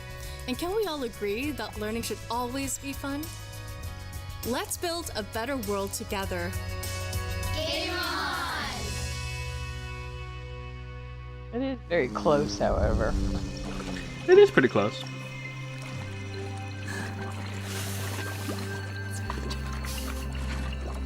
Now it's the big moment. Let's talk to Agnes about the next update. Welcome back, 119. Agnes. Thank you. Or is this How's 118? the show felt for you? Super good. Like, I think it's a really fun show, and also, of course, we've shown so many exciting things. Absolutely. I mean, I'm feeling quite nostalgic since this is number 10, and I have to say, I was the 7th employee, the first woman on the team, and when I see you leading Minecraft, I just feel so excited about where we're going. Thank you. That was very sweet of you. And of course, we many that lead it together, but I'm like the creative lead, and I'm super happy about that. But it feels quite surreal because I also used to be a Minecraft player and love this game, and it's I'm very happy and lucky to be here. Yes, I think we all feel that way, and it's so cool having so many people on the team who play and love it and care about it, and like we all feel like, I mean, we are part of the community too. Yes, we definitely are. And now, Agnes, you are going to reveal to us what the next update is. Yes. Okay. So the next update is called the Wild Update. The Wild Update. Wild Update. The Wild Update sounds very, very intriguing. So what I is guess it? no end. So the word wild mainly means like two things for us. So the first thing is like beautiful nature, and the second thing is like really scary challenges and adventures. Oh, that sounds awesome. And so what we're gonna do is we're gonna have some of our gameplay designers come and tell us more about specific things about the Wild Update, because there's these different parts to it. And we have the first one here, which is our Deep Dark expert, Brandon. Hello. Hi, Brandon. Welcome. Thank you. So we've moved the Deep Dark into this update. Can you talk to us more about why? Yes, I mean, one of the biggest things about the Deep Dark and the Warden and the Skulk is that it's just expanded, it's gotten bigger, and we really wanted to make sure that we did this right and that we didn't just rush it. That includes even unique loot inside the Deep Dark as well. And yeah, we also want to make sure that let's actually look at some of the new things that we have in it right now, which is the ancient cities.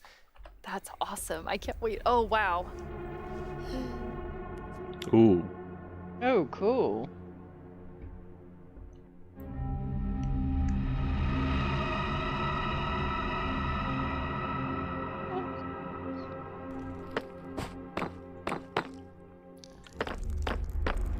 Oh, good. Pick the loudest block to walk on to be quiet, huh?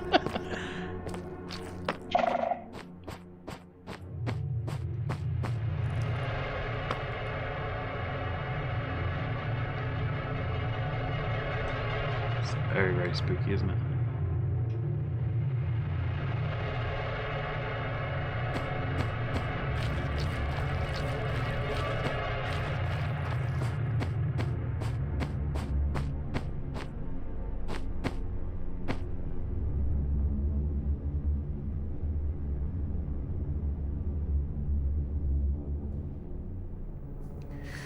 Wow, it's like both beautiful and terrifying at the same time. Like I have so many emotions when I look at that deep dark biome. Yes, I mean, we really didn't want the deep dark biome to just be, you know, caves or just skulks spread around. We wanted it to add a bit more mystery to it. And, you know, there's this ancient city, and what is it doing there? We're not going to tell the players. We're just going to let them go throughout and explore and see what they come to. And there's even this, like, ancient structure in the middle of every single city, and it's got something interesting about it that you're going to have to explore in game. It's really cool. I like it feels like a place you want to explore. 1 minute left. I love that it really deepens the Delay is probably mystery going to win of this, I Minecraft. think. Like Minecraft is all about player stories, and Deep Dark definitely inspires the storytelling, I think. That's so cool. And so last They're year leading ahead by a you good showed us 10% the or so, Skulk so- sensor, but I know you've been working on it. A little Skulk family. It's a Skulk family. Like, Is it that yeah, maybe they're not so cute. They're not so friendly, no. Yeah, last year we focused a lot on the Skulk sensor, but since then we've kind of been trying to figure out what do all the different blocks in the Skulk family do. And one of them actually is something called a Skulk catalyst. And the main thing about the Skulk catalyst is it's actually what causes the Skulk to spread.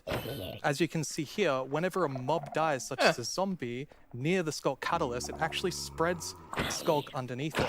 And the amount is based on how much XP that zombie would have dropped. Wow. So, you know, the Deep Dark, it's kind of overgrown with all these Skulk blocks, so that means that lots of mobs must have died there. Quite a lot, yes. Make it less scary. Interesting. So if I want to Oh, and get as you more can Skulk see here, sensors, I when you can kill mine some of the mobs near Skulk it. blocks, you actually get enchanting points. Yes, and of course, if you still want to get some of the blocks for decoration or something, you can just use a Silk Touch. And then we have the Skulk Shrieker. So when this block is activated, it's going to give that really scary shriek sound that you heard now. And it also gives this darkness effect, so it's like pulsating darkness. Oh, great. Oh, fun.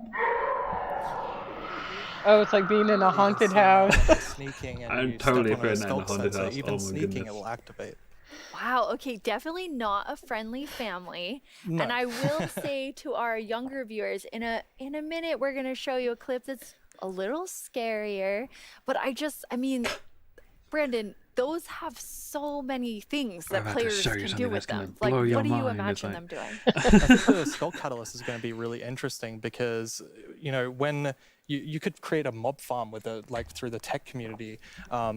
Usually when a mob dies, it doesn't drop XP unless you, the player, actually kills it. So with this, you might be able to create some sort of XP farm. Ooh. There's lots of opportunities. Cool. And you can build like experiences for other players. Like imagine building like a haunted mansion or a really dark Yes. forest, and then you have the shriekers. Terrifying.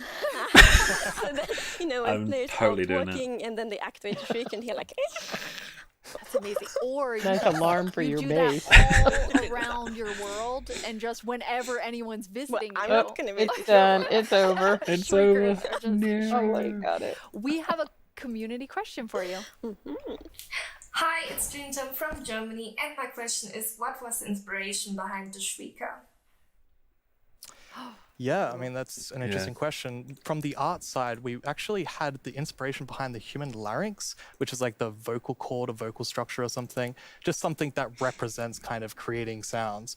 And from the gameplay perspective, we wanted to make sure that, first of all, the warden spawns in a unique way, and also in a way that you can avoid it. So usually you can kind of sneak around, and as long as you don't activate the skulk shriekers, then the warden won't come. But if you do make too many noises and the skulk shrieker activates too many times, the warden will come.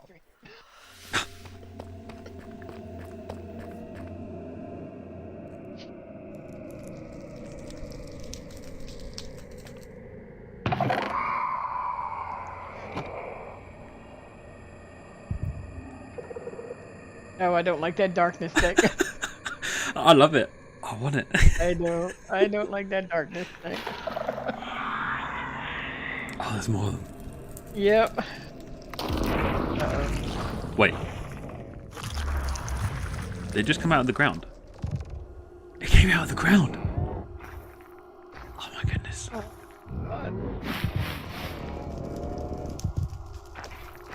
Okay, now I'm not going to the end, the nether, or underground. Dude, run! No, but if he runs, he makes noise.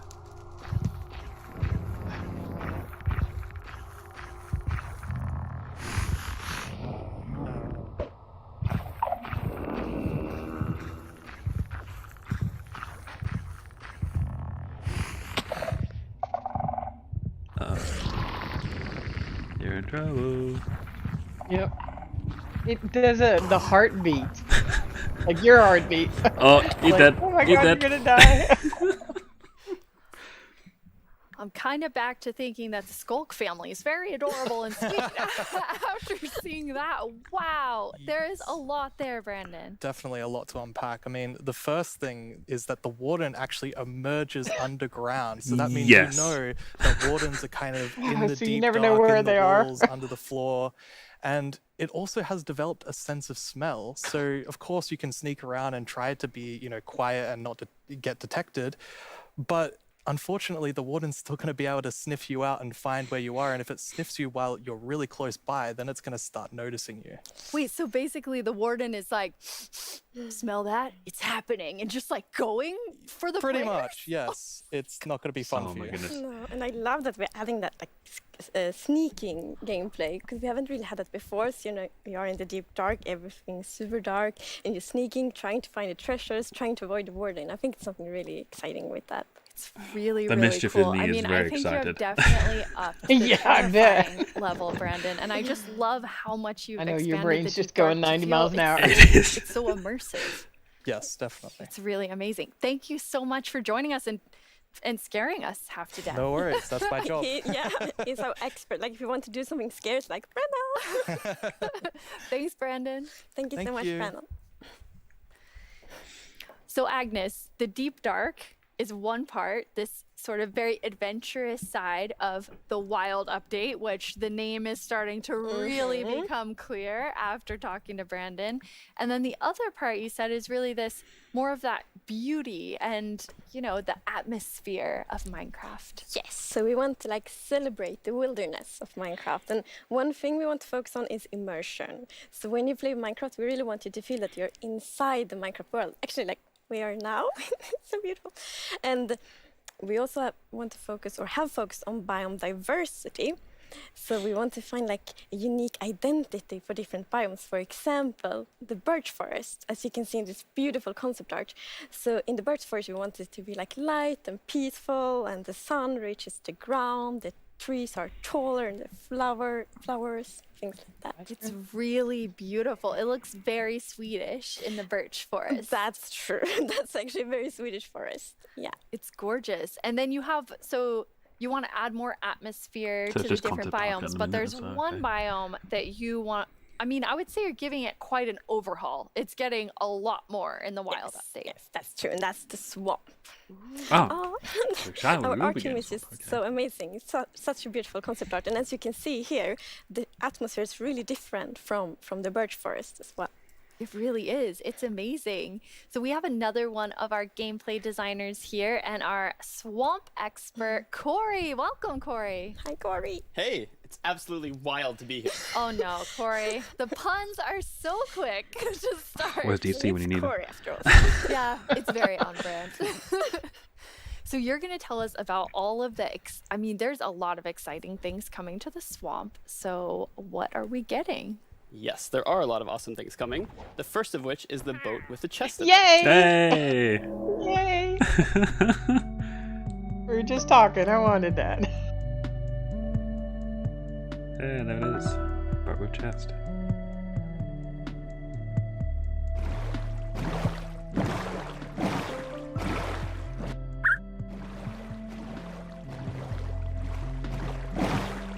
That's a super bonus. It's so useful. And relaxing. Yes, and especially now, in Caves and Cliffs Part 2, we have even wider rivers, so it's easier to travel in water, so it's gonna be like extra useful. Yeah, and like in the aquifers as well. Yes, so like when you go rafting in the caves, you can like put your diamonds in the chest in your boat. Oh, it's really nice. Amazing. And you've been working on what I think now will be my favorite tree in Minecraft. Yes, we are adding the mangrove tree to Minecraft. What? Another tree? So as you can see here, this is a propagule, and propagules grow from mangrove trees. They're actually like ready to grow mini mangroves growing from the mangrove. And you can see here the mangrove tree grows propped up on root blocks. It has vines hanging down from the leaves. The propagules are actually growing underneath the leaves. They actually grow from the leaves themselves. And I really like how the propagules are looking here. And okay, I'm just gonna nerd out on propagules. Okay, so in real life, the propagules grow, like I said, from the mangrove tree, and then when they fall into the water, or Slim, are you they fall into trying to water, talk to us they can there, or float are for you? up to a year before they plant themselves in the like water underneath the water or on land, wherever they happen to land. And mangrove trees themselves are actually amazing for like local ecosystems, fighting climate change, for local communities. They're just super trees, and I'm really, really excited that we're adding them to Minecraft. That's awesome. And this is the first sapling that you can plant underwater. Yeah, you can plant it underwater and on land as well. That's so cool. When you first showed me the mangroves and you talked about your favorite thing, the propagules. So we're going to be in our I ninth actually wood remember type playing in in mangroves in Florida, and we would use them to like write in the I'm curious to see what the because color they're looks super like cool. of the- So seeing them in Minecraft is just so exciting. And of course, where there's a new tree, there must be a new wood type. Yes, the mangroves do come with a new wood type. And like always when we add a new tree, we are so happy, like we get so many questions from the community, like, will there be a new wood type? Looks like the jungle. and Yeah, it kind of looks like a mixture we're of so like happy that we were able to add a new jungle and wood type for the acacia, I'd say, mangroves. kind of. And look at it, I think it's really pretty. And you also don't see like all the blocks here. It's gonna be like a full set for the wood types. It's gonna be like doors and trapdoors and so on. That's gorgeous. I love it. I'm so excited about mangroves, but I just need to mention another thing. Because we decided to go with like really big roots, and I think those are so cool. And we actually prototyped quite a lot back and forth, and it was a bit tricky to decide how the route should look like, as you see in this picture here. But now I'm so happy that we went with the like multi-block routes, because for example, when you like go with a boat and then you can go under the mangroves, and I think that adds such a nice feeling to it. Yeah, like in this picture, it's really nice atmosphere. That's beautiful. I really agree. And like when I was testing, I really loved that feeling of like being underneath it, being like this huge feeling. And I wanted more. I wanted to be surrounded by mangroves. So I was like, why don't I just make a mangrove swamp biome where I'm completely surrounded by them? So as you can see in this video, walking around, you're just completely surrounded in the mangrove swamp. It's just mangroves as far as the eye can see, just like in real life. And you have all the mangroves propped up on their roots, growing in the water, so you can take your boat underneath like Agnes likes, and you're just completely surrounded by the awesome beauty of it. It's so beautiful. Oh, and I mean, during sunset, every time I was testing, I would actually like pause the day-night cycle just to watch the sunset in the mangrove swamp. It was super beautiful. That's absolutely gorgeous. I noticed that was not dirt. Good eye, Lydia. That was wet dirt, otherwise known as mud. Ooh, mud. That's Mud, okay. amazing. So you've actually added mud to do something really cool. Yeah, so we're adding really cool renewability mechanics to mud. The first of which is if you take a dirt block and pour a water bottle on it, then you can get more mud. And then the other one is if you take your mud block and you stick it on top of the dripstone, it will sort of like drip the water out of the mud and eventually dry it out, which turns into clay. Wow, you can make love clay. the renewable clay. That's nice. Perfect. Yeah, your local mason isn't going to be super happy with you though. That's actually true. I have this one mason, it's diamond tier mason in my village. And I can see a lot of farms coming out You're from taking that. a village job. They might be a bit upset now, but still renewable clay. Yeah, it's really, really cool. And you're also using mud to make a new block. Yes, we're also adding mud bricks. So mud bricks are really, really exciting. Ooh, that's like, nice. building Another block. brick. And as you can see here, the brick texture is actually different than the other stone bricks that we have in the game. So they're sort of smaller, got an more idea. compact, but it is really cool, like to build with. It matches a lot of different block sets, and I'm really excited to build with them. Now I wonder if I we just could do mud love the stairs. look of them. They're awesome. Maybe. Who knows? So beautiful. Maybe. We have a creator question for the two of you. どうもこんにちはプチプチです。私からの質問はねこちらになります。どうして泥レンガを追加することにしたのでしょうか。 I'm so excited they asked this question because I really wanted to answer it. So the main reason that I wanted to add mud bricks to the game is that I really wanted people to feel like all around the world, there are houses built out of mud bricks. So many people around the world have houses, buildings using mud bricks. And I really wanted people who are playing Minecraft to feel like they could build their home and feel like they're at home in Minecraft. So I'm really glad we got to add them for that reason. Amazing. Yes, and it's so important for us that like everyone feels equally welcome when playing Minecraft. Oh, that is absolutely amazing. Now, so we have like amazing new trees. We have mud everywhere. We definitely need something very cute. Yes. Well, very cute and quite derpy because we're adding frogs. Frogs. Oh no.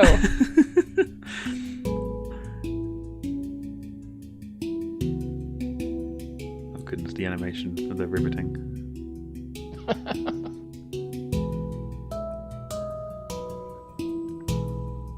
Do they drop anything? I don't know. They might. They are If we add frogs, I guess we gotta They add are cute and insects, right? derpy. We gotta That's the feed 'em. perfect description of them. The croaking is amazing. And did you see the one that jumped like backwards? One fell in the Please tell water. me I and the don't have to frogs. feed the frogs and bees. And they do love to jump around, and especially on lily pads, and actually also on big drip leaf, because I mean the big drip leaves kind of look like lily pads. But the funny thing with that is then when they jump on top of the big drip leaves, it's gonna tilt and then they fall down. One of them did. It just maybe it's a like frog slide. No. And you're adding another little tiny creature to Itty this bitty. update. Yes, the fireflies. Oh, there you go. There's your insect. So you There can see she goes. them roaming around, adding a lot of ambience to the swamp, making it feel just nice and cozy at night. But really, my favorite part of them is just making the world come to life, like feeling like there's life going on all around you. And oh yeah, also their frog food. Yeah, I forgot to mention Here's that. your Their frog food, Tim. Poor fireflies. Yes. Yeah, but look how happy that frog is. Yeah, and That's they're true. beautiful frog food. Can you so catch you 'em? can both enjoy them that's a in the question. atmosphere and the frogs get to eat. So that's, you know. Everybody wins. Now, Do we get we're nets or calling something? them fireflies. That's what I was but thinking, Corey, is that nets. what you called them growing up? Actually, no, we called them lightning bugs. I did too. And in Swedish, it's eldflugor, and that's actually literally translates to fireflies. okay. It's very interesting. It became like a lot of people talking about what you called it growing up. But we're really excited to have fireflies or lightning bugs in the game. I want to know more about baby frogs. Yes, so all baby mobs in Minecraft are just like tiny versions of the grown-ups, but with frogs we're actually adding tadpoles.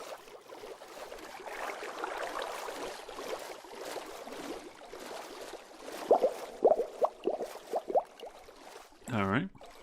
Makes sense. Once again, you deliver on the promise of cute and derpy with the tadpoles. We do. Yes, and you can pick them up in a bucket. Yes, and that's actually extra helpful for the tadpoles because we have frog variants, and when a tadpole grows up, it will pick a variant depending on the temperature in the biome it grows up in. So, for example, if it grows up in a really cold place, it's going to turn into a snowy frog. A snowy yeah, frog. as you can see here. So, the frogs have kind of like two main systems. One is the tadpole system, and the other one is the cold-blooded system. So the frogs are like the first cold-blooded animal in Minecraft. And in real life, there actually are frog variants that pick a color depending on, or they adapt their color depending on temperature. And we wanted to have that in Minecraft. We wanted to Minecraftify it. So therefore, the tadpole's going to pick a variant instead, depending on the temperature. That's so cool. And there are 3 variants. Yes, it's going to be 3 variants. Okay, so we've seen 2. What's the third one? The third one is the tropical frog. So let's say you were venturing out into the desert or the jungle, and you take your tadpole with you, and if it grows up there, it'll turn into a lovely tropical frog. And what I really love about the tropical frogs is how just relaxed they look, and they're like blending into the sand almost. They're just so relaxed, just chilling there. Yeah. Yes. And I think there was a reason that they were colored that way. There is a reason they are white. So I was reading a lot about frogs. Always when we had something new, we read up a lot. It's super fun because we can be really geeky. And then I learned about the real-life frog that's called grey foam-nest tree frog and lives, for example, in Angola, Botswana, and Kenya. And that frog can actually turn almost white to avoid overheating.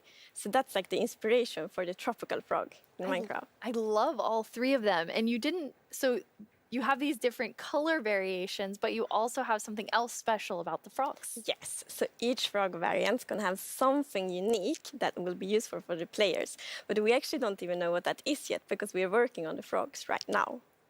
That is so cool. So Corey, which frog is your favorite?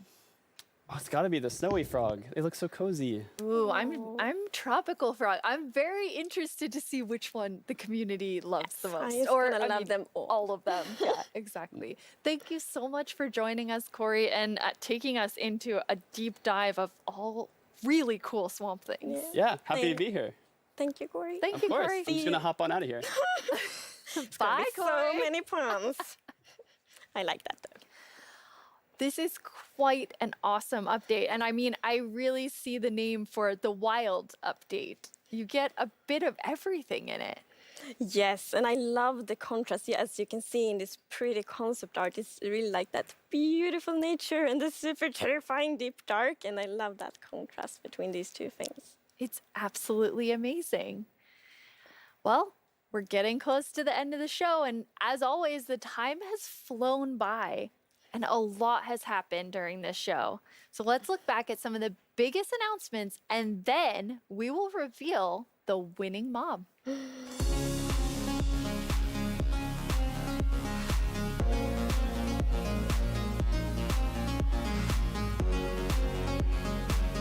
Okay, so 118 would literally just be an expansion on the caves and cliffs, it seems. Right. That is all we're getting, it seems. Partly disappointing, personally. Biome change. Biome changes, yeah. Kind of disappointed, but there you go. 119, we're going to get a couple new interesting biomes, such as the Wild update. So, Mangrove Swamp.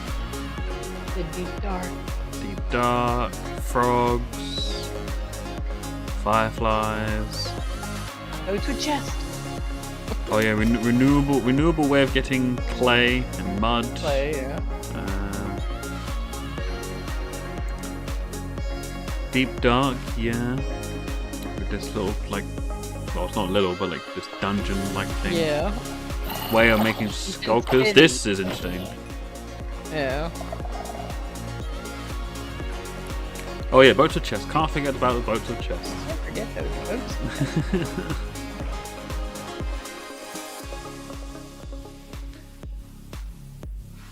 Now it's time to see what mob you chose to add to the game. Hey, Couple Jens, golem. do you have the results? No, it's Yes, Oh, I have it right here in my chest. Wow. Very exciting. You really came in style. Here you go. Thank you so much. That looked really comfortable. Mm-hmm. I'm surprised they didn't make the chairs out of blocks as well. To announce the winner. Yeah. Okay, and the winner is the LA. Wow. Yes, I'm super happy about that. It's a lovely, lovely mob. Let's hope it's all it's cracked up to be. So Agnes, When can I'm not everyone like expect the I'm not LA? disappointed So like the when we LA had will be voted for the included glow in the squid, Wild but like update, I'm and it's also gonna like be released next year. Next skeptical. year, the Wild update. skeptical about how with well the it's gonna LA. I can't Yeah. wait. Thank you all so So, much for joining us. 1.19 Minecraft next wouldn't year. be what it is today without all of you. From all of us at Mojang Studios, thank you so much. Bye. Is that it? That's it.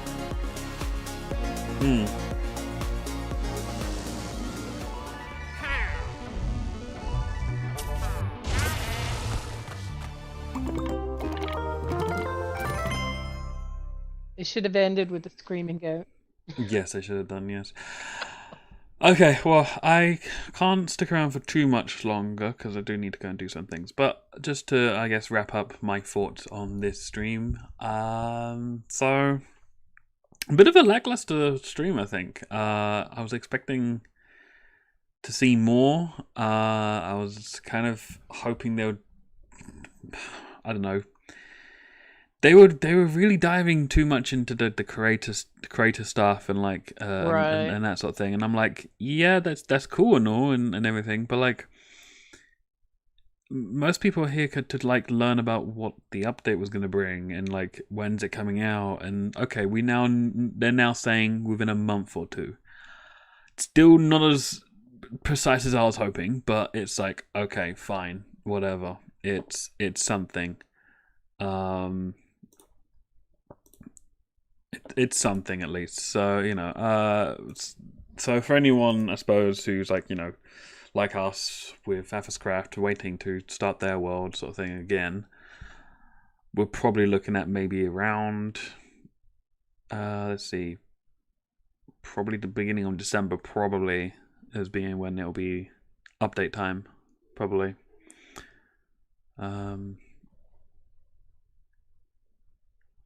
That's what I suspect. Because a month puts it, you know, mid-November. So if they go the full 2 months, Mid-December. That's mid-December.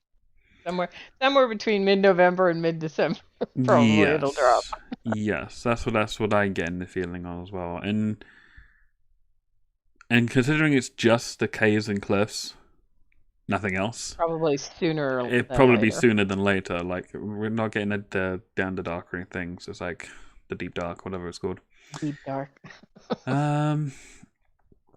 Yeah. So I don't know. I'm a little bit disappointed, I suppose, about what this whole Minecraft Live event. I was hoping a little bit more was going to be announced and talked about, and we was going to get a bit more with 118. But I don't know. I'm surprised they didn't get more into the new mobs, like what some of the developers have been tweeting, like additional information. Yeah, I didn't like discuss more about what they can do and such. Yeah, they didn't do any of that. No. Oh well. Well, I think. Yeah. Whatever. It's whatever. Yep.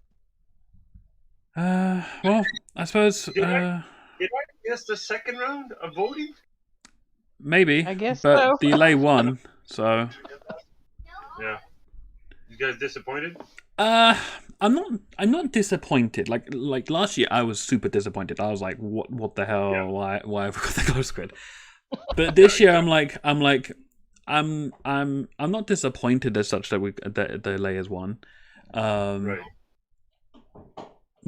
I'm more thinking like, okay, we've now got Delay now. Let's see where this goes, because I'm suspecting it won't really turn out as great as people were expecting. At least with me, I felt with the Copper Golem, everything was kind of self-explanatory, almost. I mean, there were some questions, but it was pretty much like, this is what you'll get. And there's no like question about its mechanics or anything about how good it can become.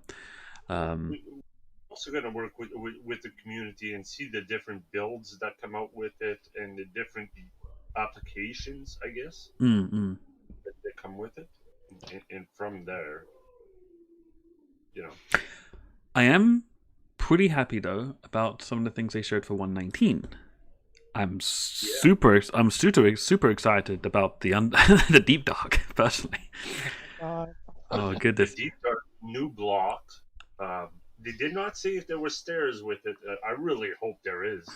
They're probably keeping a lot of that to their chest. They didn't really go too deep into a bunch of things, but I'm sure if the community spoke up enough, they'll probably implement things like blocks and stuff for stairs and things like that. They didn't even show all the mango blocks, what you can make with the logs and such there. So, but they say it's going to have everything like the other trees will have. So, but we'll see. We'll see. So when are we? I don't think I got a clear answer out of this. When are we expected to get this stuff? Is this all coming out with 1.18? So, right. 1.18 is purely going to be the new mountain generation and the new cave generation with the increased world and depth height. That's all again. And that's going to be coming in about 1 to 2 months' time, they said. So probably sometime between mid-November to mid-December, we will be looking at getting the next update. Mm-hmm. I don't know how much I can trust that is going to be necessarily going to be the case. But they claim that they're almost done. They claim that they're almost done. So it's like, I'm hoping, What about the new blocks, the new mobs? The new mobs and the new blocks and stuff that they showed, like they were the mangrove trees and everything, that's all coming in 1.19. Even the LA. LA is apparently going to be coming in 1.19. And all they said is next year. Yeah, they literally just said next year. They haven't exactly specified when. No, that's 12 months to speculate. Yeah. I mean, I definitely wouldn't assume it would be anywhere before like the summer at the very earliest. But the summer would be the earliest point it could ever come out, I think. Yeah.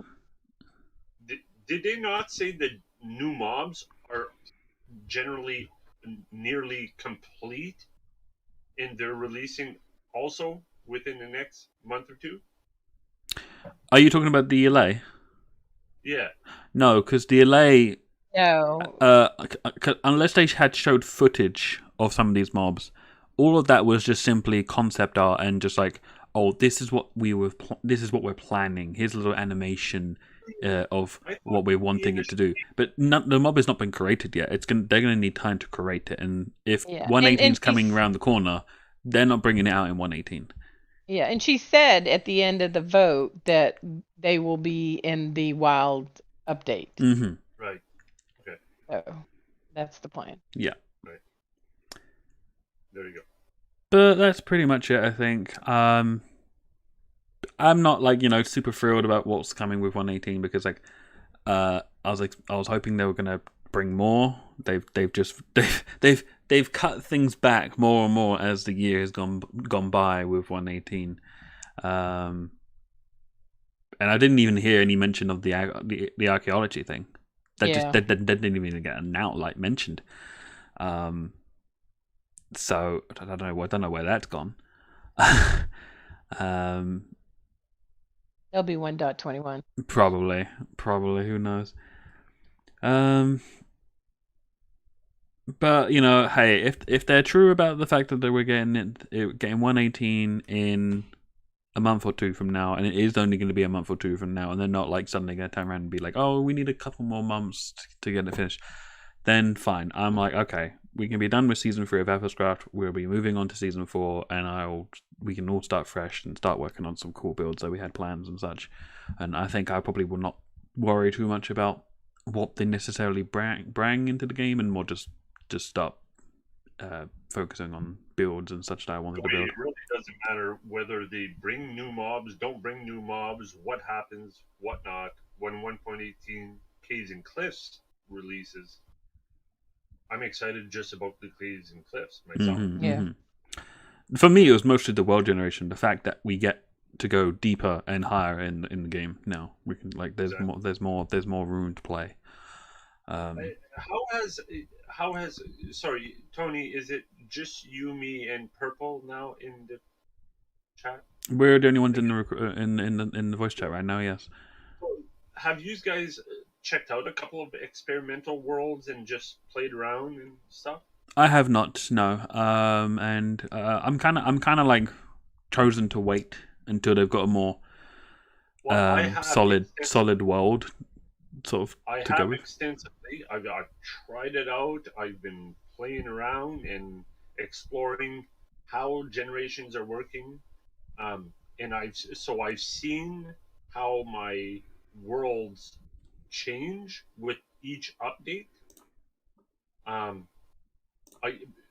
gonna say this, that like, if somebody wanted, I want to have a world that has these certain biomes near me. Don't worry about biomes. That's the least of your worries, because they're close. There's a lot of biomes in smaller forms closer to you all the time. It doesn't matter where you are. So you're going to have access to all those different biome blocks easily. The challenge, though, and I would encourage you to play experimental a little bit now, is normally we just go a little bit below surface to find iron or to find coal. That's no longer like that.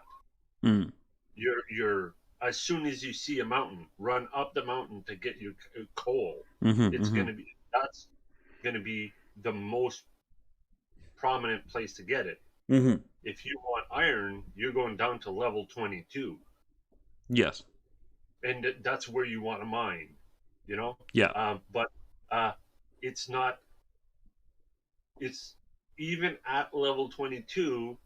You're going to go one direction and you're going to get a whole bunch of like, there's nothing.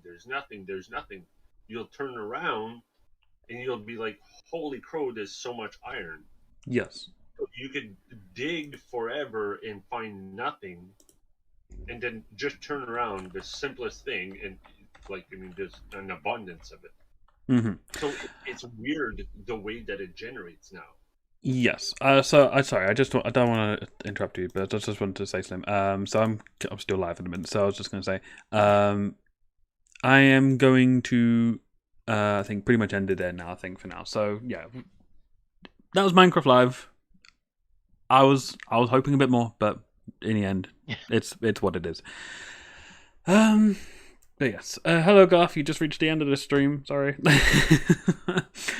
But yeah, we're going to be ending it here, people. I guess for me specifically, you can look forward to more streams from me in next week, I guess, on Friday.